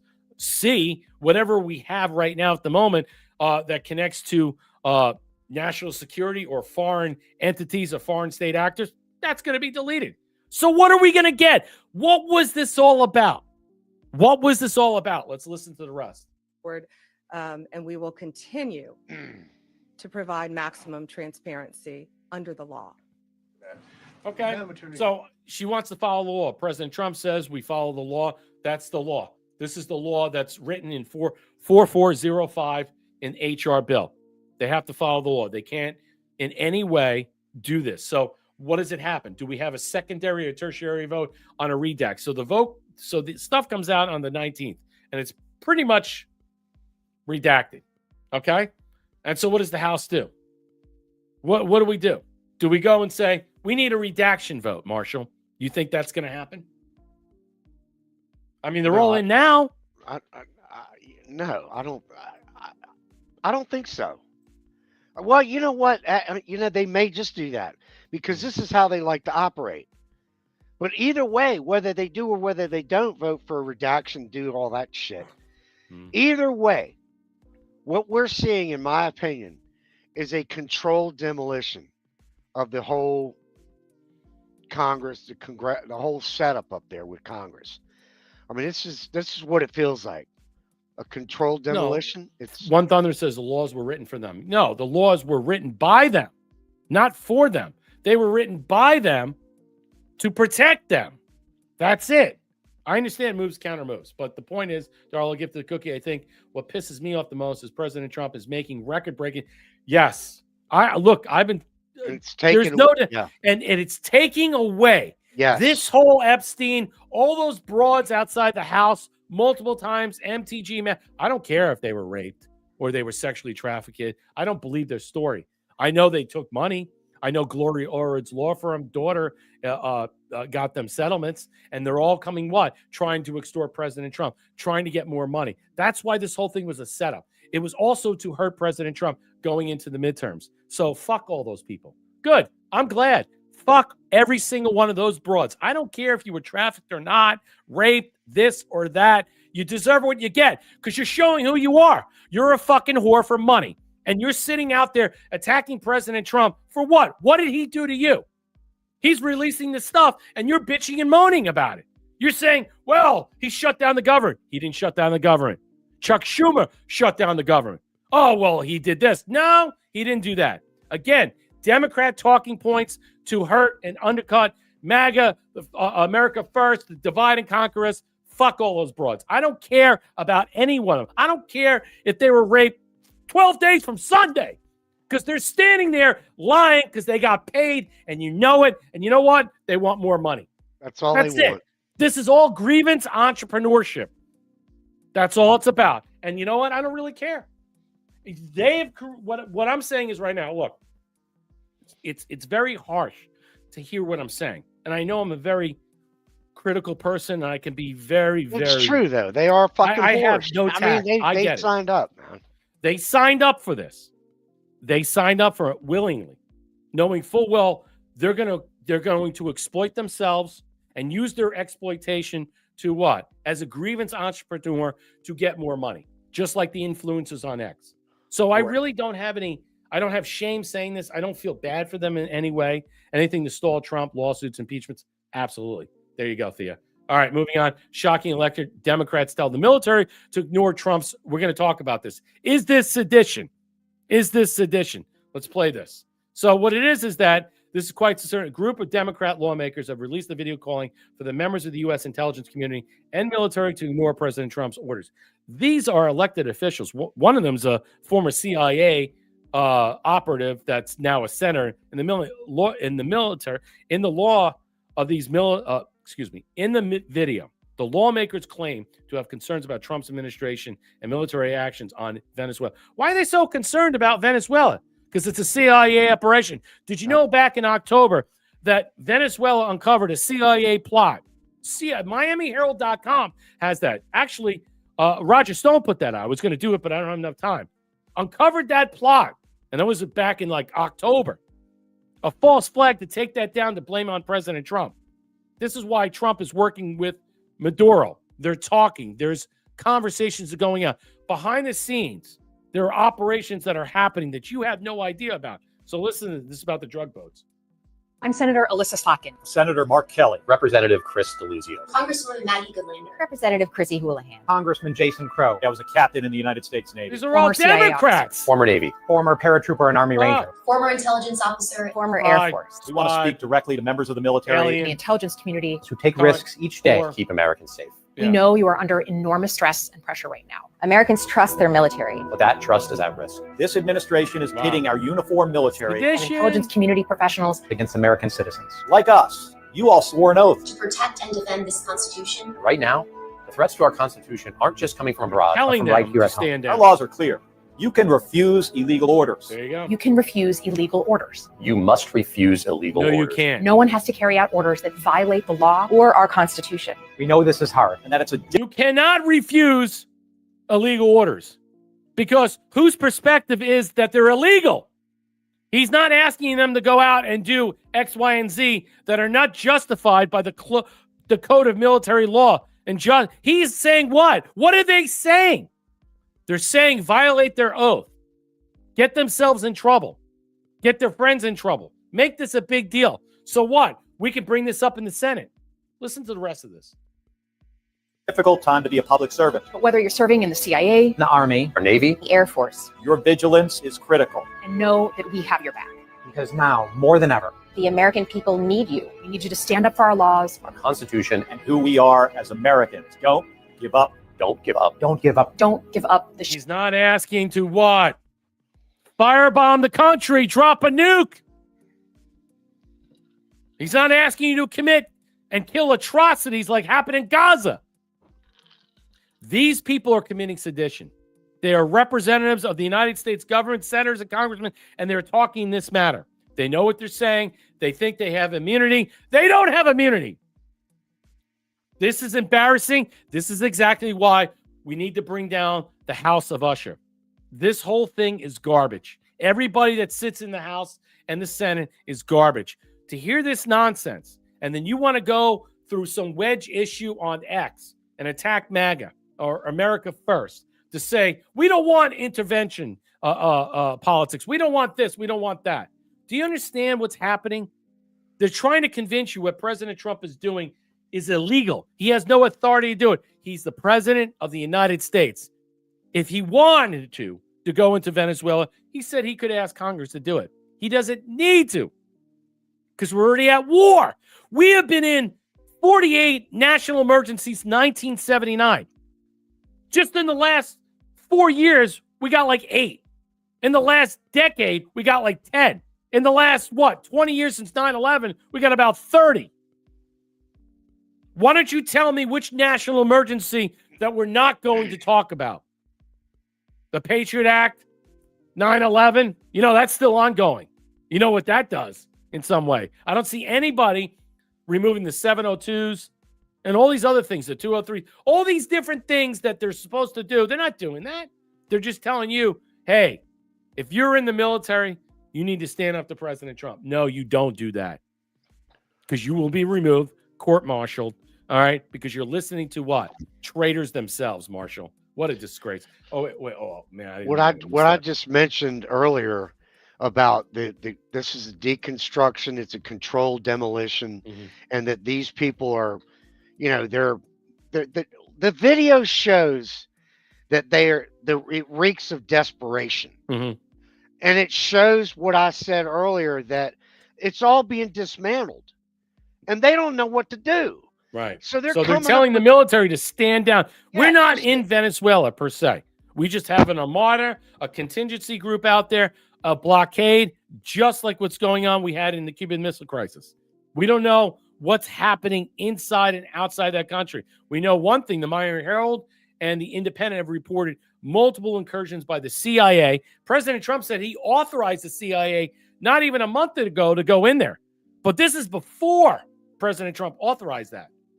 So was there a staged false flag by the same type of architects of the transnational global organization that set up and propped Maduro behind the scenes to take him out, to blame it on President Trump? What are we seeing here? What are we witnessing? Listen to this. Scott Jennings responds to Democrats, I'm running out of time, and intelligence officers calling for a military coup. What you just watched, listen to this. Against American citizens. I don't know what they mean by that. A. B, what are the illegal orders? What are they talking about? It's like they live in an alternate reality. They live in a movie. They live in a TV show where something that's they claim is happening is not actually happening in reality. I don't know what illegal activity they're talking about, but I do know what illegal activity they're recommending. And they're trying to get people in the chain of command to disobey the commander in chief, which would be a terrible idea. But they're saying don't obey legal orders, which is not what orders. I don't know, but I didn't hear them advocate breaking the law. He's a Democrat. Well, I mean, I think they're trying to influence members of the military to, start to determine all orders are illegal orders just because they don't like Donald Trump. That's the way I took it. I mean, what are they trying to foment insurrection in the ranks of the military? I mean, what are they doing? They're saying if you're being asked to do something illegal, you can come forward. But what is illegal? I don't know. But what are they saying? I'd like to hear an example, but I don't understand why people are so upset by this. Look, they're not advocating anything illegal. Liar! I'm not trying to fight with you. I'm just You are trying to fight. I've heard like 20 people about this. This goes to the core argument that Democrats have made for 10 years about Donald Trump. They've never gotten over it. He is the legitimately elected president of the United States. And he his was orders stand. In 2016. He was in 2024. He is presently the legitimate commander in chief. Boom. But you have this group of Democrats who have tried to treat him like an illegitimate president every step of the way for the last decade. This is the latest installment in this fantasy that Donald Trump isn't actually supposed to be able to act as the president or the commander in chief or whatever. And so, I mean, to me, I think this is going to backfire on them. I think this is fan service for the fever swamps of the left, but to the average American, it's going to sound crazy. Except they're going to stage false flags. Yep, they are. Super D gifted the cookie insurrection. Lock them up. Yep. But here is Scott Jennings on CNN responding to the video you just saw. And there's many others. I mean, this has now gone from a kind of behind the scenes thing to being promoted some to full court press. And they're doing it ahead of false flags against illegal aliens. Yep. You know, an attack on something like a traditional black college. Have you seen what's going on in all Charlotte? Pre-programmed. Remember, as I've been warning for a year, Trump gets back in, and once he did, he's going to kill. Tom Homan's going to kill. The National Guard and ICE is going to just mow down illegal aliens. They're just going to mow down black people. They're coming for you. Podesta and Carble and all of them said, black Americans rise up with guns. 1776, Carble said, Trump's coming to kill you. That would be a huge mistake. And then when they stage riots, the left finances this. They think there'll be enough black people that believe it when they see the National Guard that they've come to get you. No. And you got, again, Newsom on TV a month and a half ago saying, look, we're about to launch the Western Alliance. We're about to go on the offense against Trump. And that's what the plan is, to form their own governments versus sanctuary cities. and then say that Trump's a dictator and then launch a civil war. And now he's quoting about the movie Civil War that came out last year. I believe it was last year. That's based on what Alex Jones has reported, that was a Podesta discussion. They put out some type of, I don't know, it's not an email, but they put out a Podesta brief about how to do this in some way. And that movie was used as a manuscript to foment the Civil War movie that was created, last year, 2024, I think it came out. I think it was last year, 2024. Even though, in some way, it has no relation to Donald Trump, other than the fact is that the discussion of a third term was talked about, and the third term in that movie, what did he do? The person in that whitewashed the Supreme Court, dissolved that, and then the military splintered, and then the House went up in arms, and they tried to impeach him, and then there you go. He disbanded the House and the Senate, and then it went into this fever pitch. First of all, the rules are simple in understanding Article 1 and Article 2, the powers of the president. All right, and the fact is, I don't think you even understand what the power of PEDs are, the presidential powers that he has. He has powers far greater than Congress. He hasn't even used them yet. And he probably is using them, but behind the scenes, and you're not seeing it because in some way, with the way this scenario is, they have to be gingerly put in there so the rest of us can catch up and process what he's doing simultaneously. But that movie was based on some type of manuscript or something that was created by John Podesta, as Alex Jones has intimated. Darla, I'll give to the cookie. Ever heard of a mass shooting in a mosque? How about a mosque being burned to the ground? We've been taken down from within. 48 mosques just happened to go up. And how many and how much time in Texas? There's a lot of them going on in Tampa. I'm out of here. The devil's in the details. One thunder gift to the can. Yet by them, for them, over 100 years, exactly what needs to be fixed, plus a lot, so they can't do it again. To all gift to the cookie. You may cover this, but Christians and Muslims are clashing across the country. Minnesota started the real threat. Yeah. That's the next, I think, illustration or fomentation of discussions we're going to see. We're going to see that type of nonsense, agitprop, so to speak, rear its ugly head and be brought in with all the illegals and the terrorists in some way. There is cause for concern.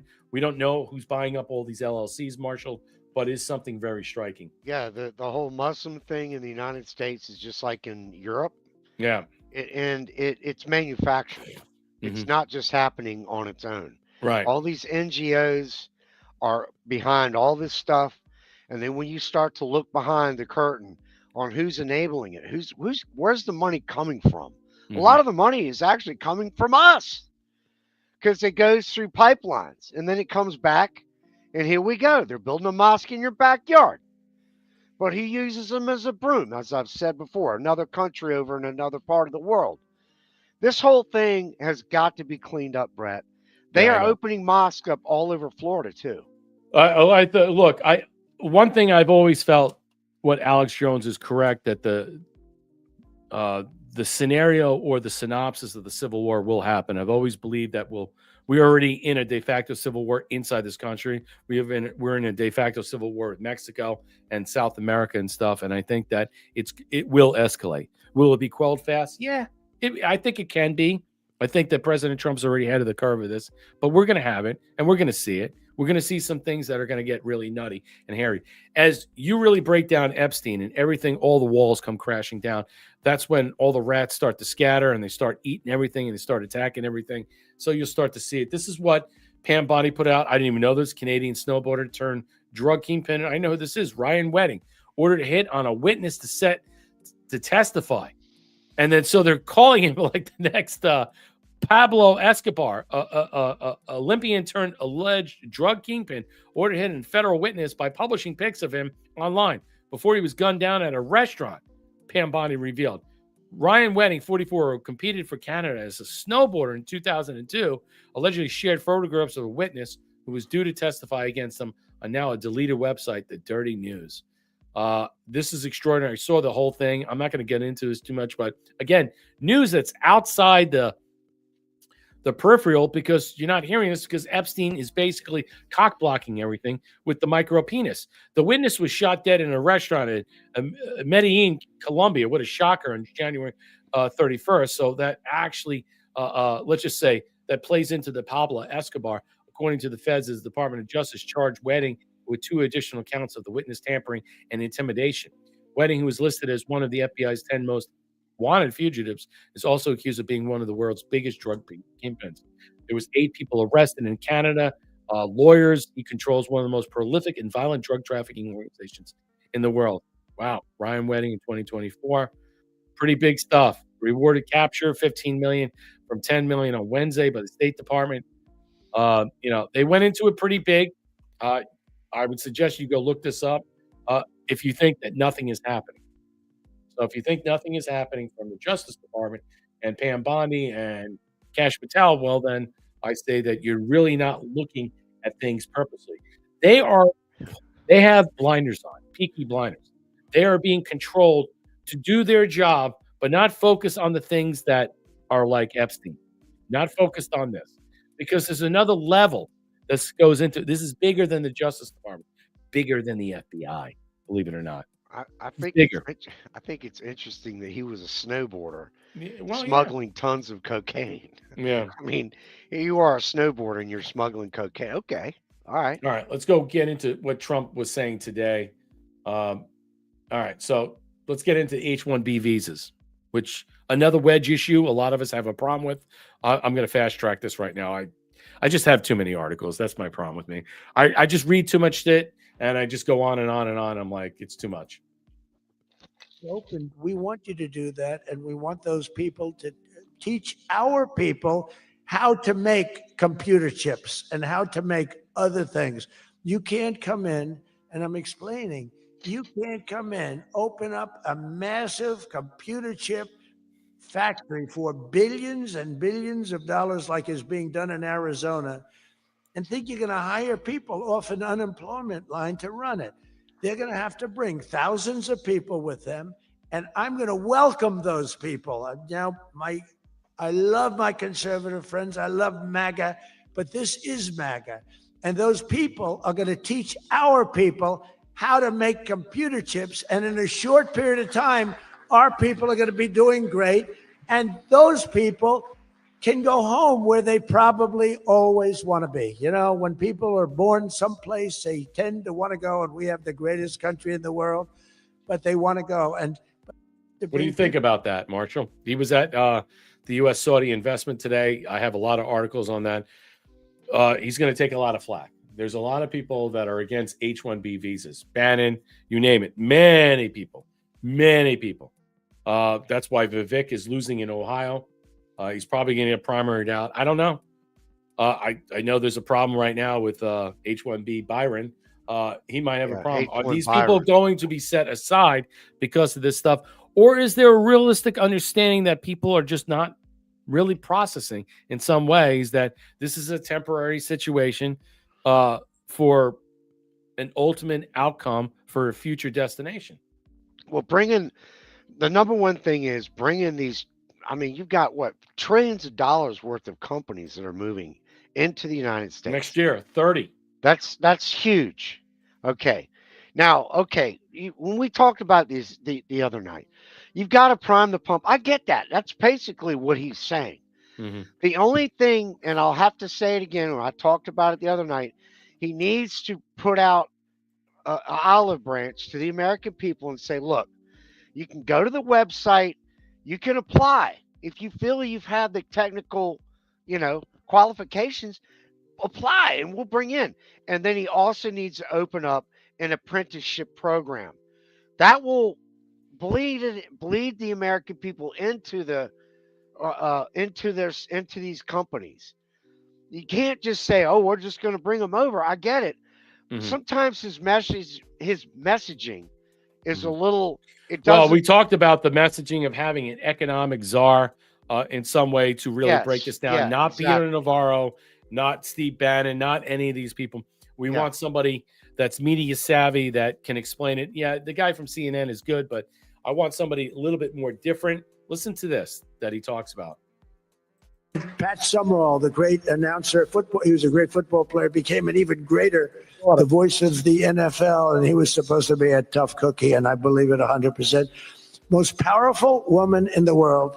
She can take out a country, take out a country with one phone call. That's power. I don't know if I could do that, but she could. Thank you, Susie. Do you feel good about the job you're doing? Huh? She's never going to be satisfied. Why do you think he's saying that? Let me break this down. So President Trump now labels Susie Wiles as the most powerful woman in the world, saying she could wipe out any country with a phone call. In any case, wondering about Trump's calling Susie Wiles the most powerful woman, she literally worked for Netanyahu and helped him reelect him. So yeah, when Trump says she could wipe out a country with one call, he's not joking. He's telling you the hierarchy. There's also a discussion is saying that he doesn't have control of his presidency that's been co-opted. Is that what we're made to believe in some way?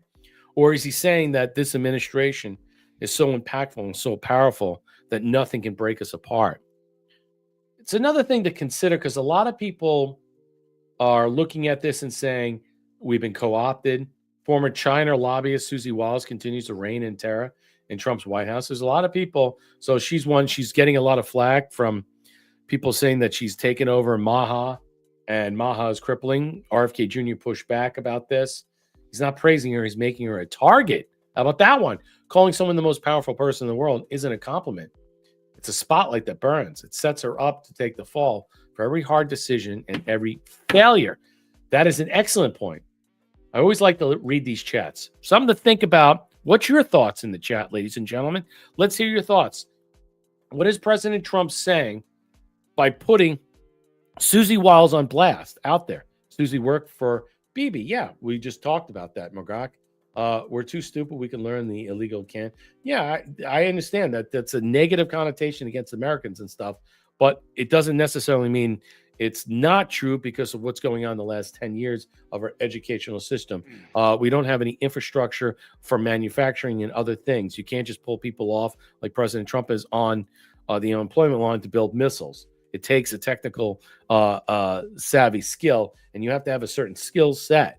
I'm reading some of your comments. People didn't know how to work the big machines to make all the aircraft and arms for World War II, but they did it. Yeah, look, I agree. But was that a different time?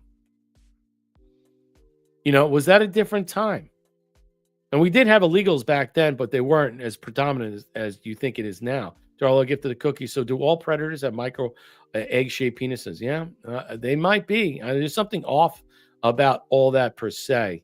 It's kind of like, I don't know what's up with all these different things, but look, Tracy, I have no idea this could go anywhere. Yeah, look, I think President Trump is putting her on blast for some reason, Marshall. What is your thought about that? Trump does it all the time.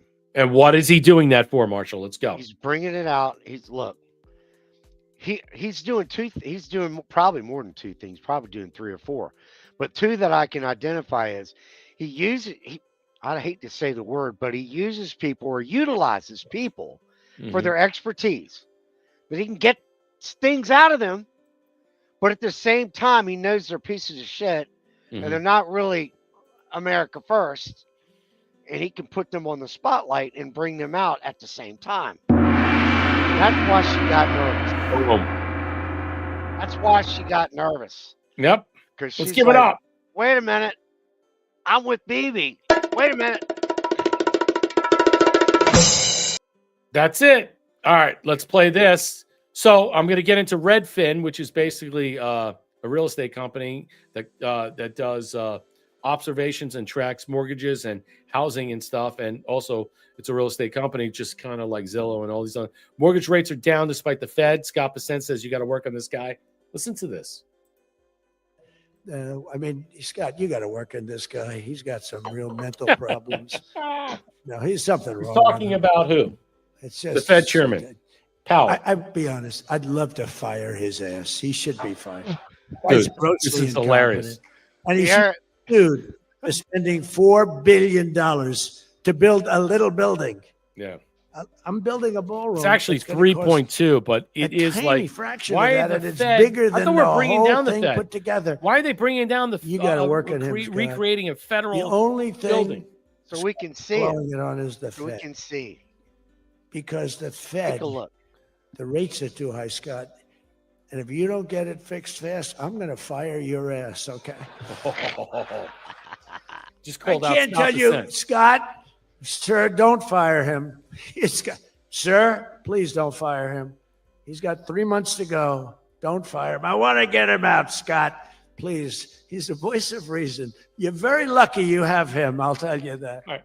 I agree with Scott Dissent because there's a reason why he's got 3 months. Let that end, and then we pick somebody else up. There's a reason for it because you're going to get a lot of pushback, and you don't need that. And I do believe that the first quarter and second quarter of next year, as Bissett has been saying, the Treasury Secretary, it's going to fire in all cylinders. I think it is. And they will lower interest rates by the end of December, early January, and the numbers will probably come down by, let's just say, a full point. That comes down to 5.25. That's going to be massive. It's going to be massive. All right, let me show you this right now. Marshall, your thoughts on that? He with his commentary and his sidekick Vaudevillian type of commentary that's, he just likes to play. Is it vaudeville? Vaudevillian, you know what I'm saying? With the stage presence, stagecraft of comedic theater. Is it vaudevillian or vaugamel? I forget the name. Vaudevillian. No. Vaudevillian, yeah. Yeah, it's Vaud. But it's even more than that. It's the Prince of Saudi Arabia was so the guy loves him. Mm-hmm. And this, well, he should. He saved his ass back in 17 in Vegas. Yeah, and 17 there's no in Vegas. Actual proof of it, but it did. He did. I wouldn't doubt that plays into it every day. No, we know it's true, Mm-hmm. and he warned him in advance. The whole shooting of that country concert in Vegas, that was a cover up to kill this guy, this race MSB. And when are we going to hear the truth about that? Never. You're not going to hear about that. People think we're going to get, the idea about transparency. I say there's levels of opaqueness that will permeate through. And you won't hear about any of this stuff until after Donald Trump is gone. That's my belief. I think it'll come out, but it'll be into the future when President Trump's not around. I think so. They have to do it when he's not around for his protection. And I think in some way that we will find out, but just not right now. I think we understand it. We could process it. 9/11, the Vegas shooting, all these different things. I think that a lot of this stuff will be contingent upon his departure when his term is up, when he's termed up. I think so. I think they will be released, and I think they'll be put in books. We'll talk about all the assassinations, everything. I just don't think that they could do this now if they're ongoing operations because it puts them in direct threat, and then everybody right now is under duress of what's taking place. Let's listen to this. President Trump says Trump was cracking jokes about climate change hoax. And he said those involved with the conspiracy should be investigated, and ended with they probably are being investigated. Interesting. Soaring costs, crushing regulations, and trillions of dollars in green new scams. Everything was a new scam. Green, green, green. Look, I'm all for the environmental, everything. I'm all for climate change. They have new word, climate change. It used to be global warming. It's global warming. Well, that didn't work because it started coming down. They did the global cooling thing. Then they just said, we can't keep up with this. It's too much. So we'll go, perfect words, climate change. They're covered. If it rains, if it snows, if it's warm, it's climate change is destroying the world. Remember? The world was supposed to have been gone 2 years ago. They gave us 12 years, Howard, to live, right? 12 years. But that was 14 years ago. The world was going to burn up, but it got actually much cooler. They know these people. It's a little conspiracy out there. We have to investigate them immediately. They probably are being investigated. You see that look? Their policies punish success, reward. when he says that. Trump won gift of the cookie for PC native. Thank you. Here's the payback. Go Pills. I appreciate that. I think that he's hinting to the idea, or is basically saying that these people are already under investigation. A lot of people are under investigation. I dropped the pills. I want to play a couple other things. Maybe on Friday I'll play what I have about regarding the Sean Ryan interview about Charlie Kirk's bodyguard or whatever. I don't buy that. I watched the Sean Ryan thing. I think it was all bullshit. I think if you listen to all this stuff, it's just garbage. I'll just play one more thing. I think this is important. Yeah, go ahead. Let me add real quick. I think go. that this whole thing with Saudi Arabia and him meeting with the prince and that whole pomp and circumstance, they had the horses. You saw it. The whole ceremony. You got a better ceremony than Bibi. Yeah, the whole thing. This outdoes. I have never seen any president do this with any other leader of any other country. Bigger than ever. France, bigger than Great Britain. Yeah. So people don't realize how big our alliance is going to be with Saudi Arabia, the wealthiest country in the Middle East. This is a powerful relationship. And the Saudis and the Persians, you save somebody's life, they owe their life to you forever. I think the Saudis are going to be able to corral the Persians in some way and make sure that as long as that they feel that they can breathe without Bibi or any of the fucking Jews, Israelis breathing down their neck, they won't go for creating some type of weapon in some way. I think that's the whole point. If we could just basically make sure deneuter in some way Israel from wanting to fucking just murder all these people and blow up all these countries, you could probably have some peace in the Middle East. Because I can tell you right now, they can control their Hezbollah, they can control Hamas, and I believe a lot of these things are going to be consolidated or eradicated, because if Saudi Arabia, Turkey, Iran, Syria, they get involved, they'll be able to pull back on the reins, because they know there'll be monitors from the United States and other countries to say, look, if we can keep them at bay, because he's not going to be around Bibi a long time. And I do believe in some way eventually that this will all be curtailed. Is there a promise for a future? Yes, I do. But, you need jobs. You need all these other things. You need to stop fucking blowing each other bits. We need to stop killing people. You need some type of referee that's involved. Yellow Rose, 1-3 gold pills. Yeah, thank you so much. Was it Super D gifted a cookie? Thanks, Brett Marshall. Yep, you're welcome. Dropped all this. I'm going to play this last thing. We'll dip out. I have 10 more things I'll cover on Friday. We'll be back on Friday. Elon Musk says the next 10, 20 years, jobs will be optional and money will stop being relevant at the same point in the future. So in 10 and 20 years, so when I'm 60 or 70, I won't need money. Will I be working at then? You might need money. You might not need money. Wow. I don't know about that. This Star Trek Paradigm Pavilion, I'm not sure about this. Listen to this. Blew me away. Here when it comes to the future of jobs. So let's hear about your thoughts, Elon and Jensen, on that. Sure. Well,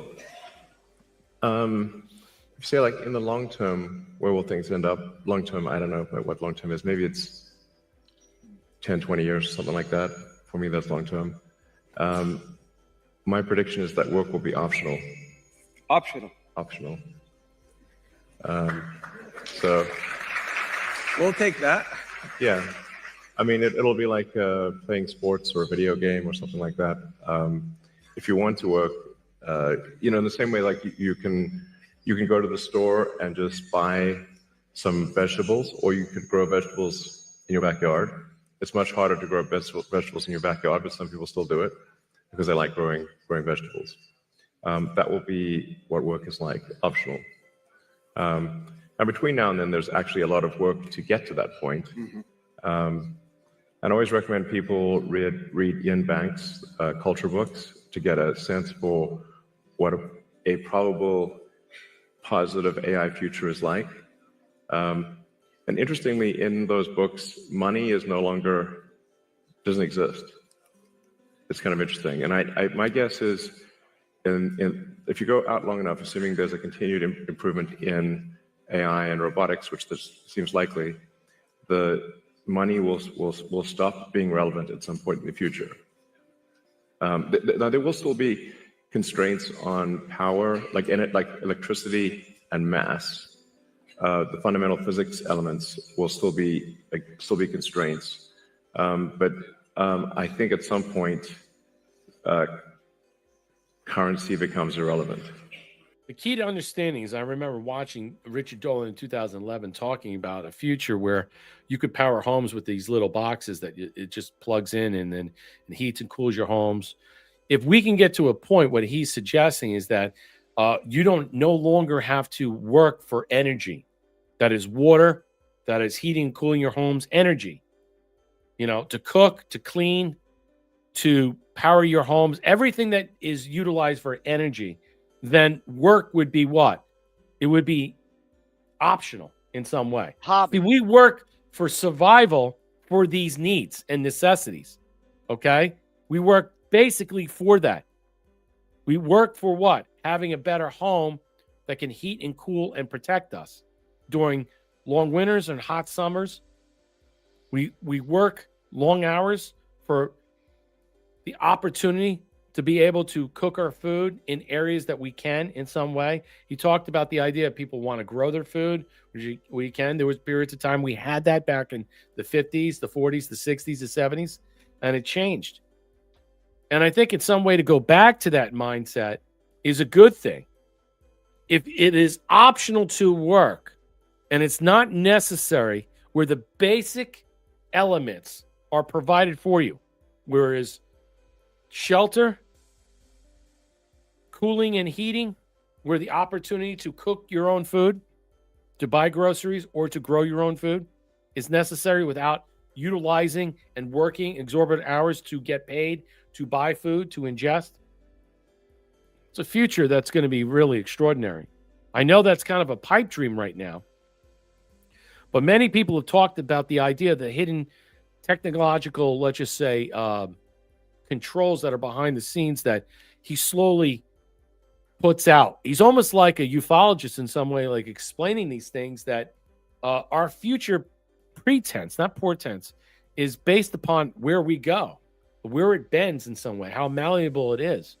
Are we going to give up this opportunity? Are we going to go to some free energy technology, or is it going to bend in a different manner where we won't have to pay exorbitant prices to get to there, or it will be covered from a socialistic standpoint?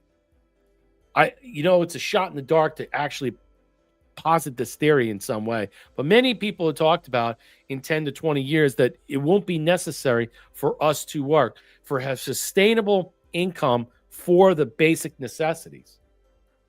I've been hearing that quite a bit. We work to pay taxes, which go to a tiny Mid-East country. Yes, I understand that, but that's all going to go away, Blue to Million Man.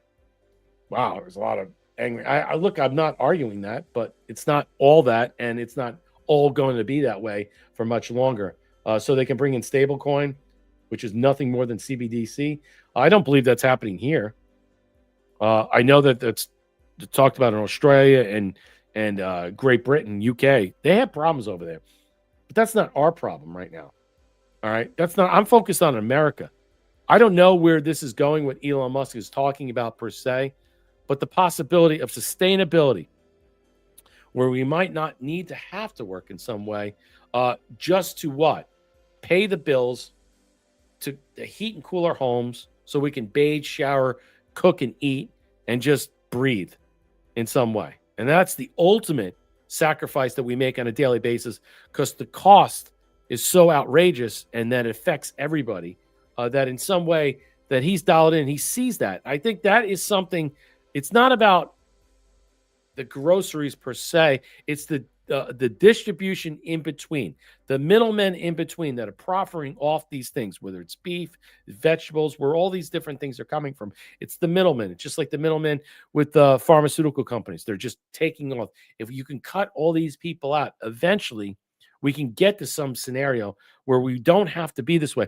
Look, the idea about AI coming to Florida with these scenarios about, we already have increased energy prices, that you're going to need all these power vacuum sources to come in here and stuff.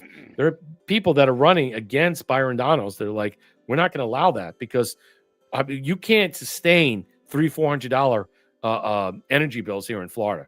It'll just break people. And I think in some way, you don't have to be beholden to certain people that Trump put his hand on and say this guy is going to be the guy. A lot of times he does that to expose these people in a lot of ways that might not be a good fit, Marshall. Yeah, I tell you, what he's saying really makes a lot of sense, because in a nutshell, what he's saying is you're not going to be a slave anymore. Yeah. You will no longer be a slave to this system that you were set up. That is breaking right now. You were set up and you grew up and you were trained in your mind and your physical to be a part of this system that makes you work like a dog. Mm-hmm. And you have to have, now you've got to have two people working. You don't have a mother raising your family. You don't have the man making it. Now you won't have to do anything. You can both flourish, because AI and this technology or whatever could it bring us this opportunity to generate this type of wealth income that people will not have to work. It'll be optional, as he's suggesting, and there'll be other alternatives that will break out and break in that we'll be able to, let's just say, upload and utilize to do the things that we currently have today that we cannot do anymore or we shouldn't do anymore into the future. It'll be just passe, that these types of things. And, 10 to 20 years. So, I'll be 60s, 70s and stuff. And I'll be looking, it's like, so I don't have to heat and cool my home with a thermostat. I'll be plugged into a smart meter. There'll be other optional ways to do these things. These are the things that I've heard this like 2011, 2010, that our future for the younger generation will be much more not ergonomical, which it will be, and economical if we don't basically go to war with each other to no end, and then we're able to pull out all these types of resources of hidden technologies that we don't need to continue on with the oil and the gas paradigm. There are other infrastructures that are in place of hidden technologies that will come out, while simultaneously these other things will be, behind the scenes. They'll not be front and center as they are today. As we move forward, they'll be optional. They'll still be there, but they won't always be what we'll need at this current time, because you'll need a supply and demand for a great many different things. Well, the other thing is there's so many technologies, like you just mentioned, that we've been hidden from. Mm-hmm. They were taken away from us. Our architecture, for instance, was phenomenal. Mm-hmm. Back in the 1800s and before 1600s. I mean, we have been lied to about so much over our Well, is this what AI is going to do? Is it basically when I turn it's going to have so much information that it's not going to be able to hide the truth from us anymore. So all the deep, dark secrets that are out there and how this thing is programmed and set up, are they going to be able to control the narrative much longer?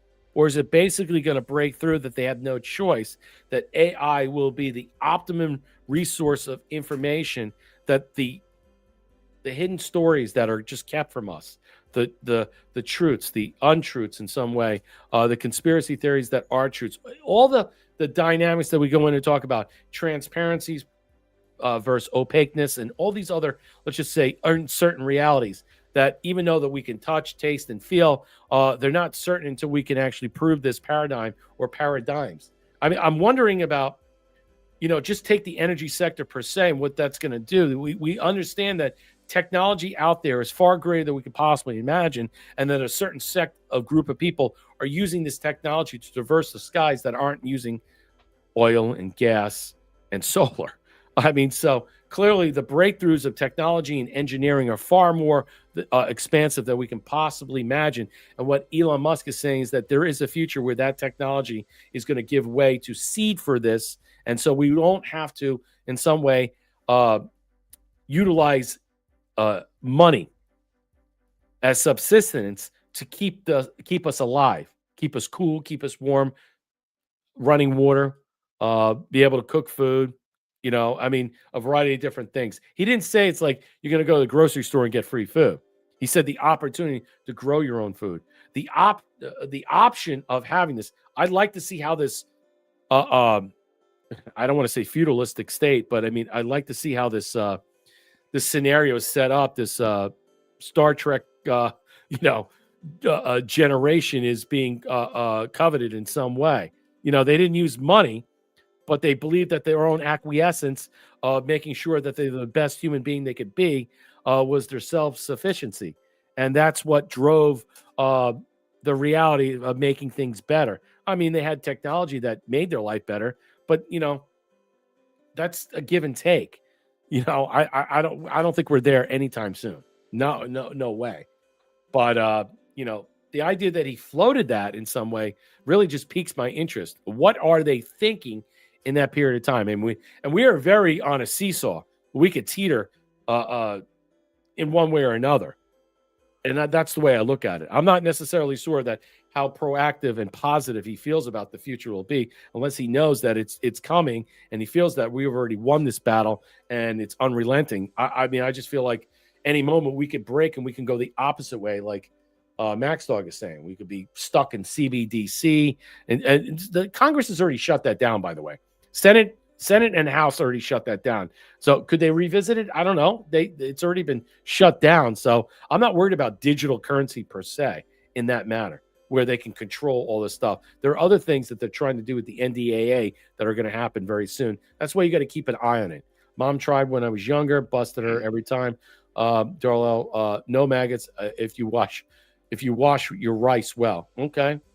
These are people talking about like with no power and stuff like that. Okay. Thank you, Thea, for the shades. Marshall. I want to add one thing to this whole conversation, and that is it's really striking, isn't it? Yeah. Well, it's not surprising what Elon said, because I will say this. Let's say, I don't know, back in the 30s or in the roaring 20s, mm-hmm. Did those people work harder than we do, or did they work less than we do? Did they have two parents working? No, they didn't. No. Did they work as hard as we did? To make as much money? No. Did they pay more for their homes and all that other shit? No. No. So there you go. That's all I wanted to add to that. Well, that's the whole thing. And most people don't realize when you go back in future, understand what President Trump is doing with the tariffs. I mean, it's amazing. And they still just can't get past themselves about how the tariffs are going to replace taxes 100%. And I think it'll eventually, they're not going to go away. They're going to be institutional. Once the Supreme Court rules, and I think they will rule in this favor, they have to be codified in. And once they're codified in, the IRS administrator, deputy administrator, step down. FEMA administrator, deputy administrator, step down. All these institutions are going bye-bye. So there is positivity out there in some way. Don't be led astray of thinking that in some way we're not going to consolidate the Fed and we're going to go back retroactively to what CBDC is and all these other things. That's Great Britain. That's Australia. Things are different right now. So when you want to bitch and moan about President Trump, think about where we could have been and where we are today with somebody else like Kamala or Rotten Box Clinton. All right? Think about that. I don't think people do. Have a good night. We will return on Friday at 7:30. Ciao, Bella.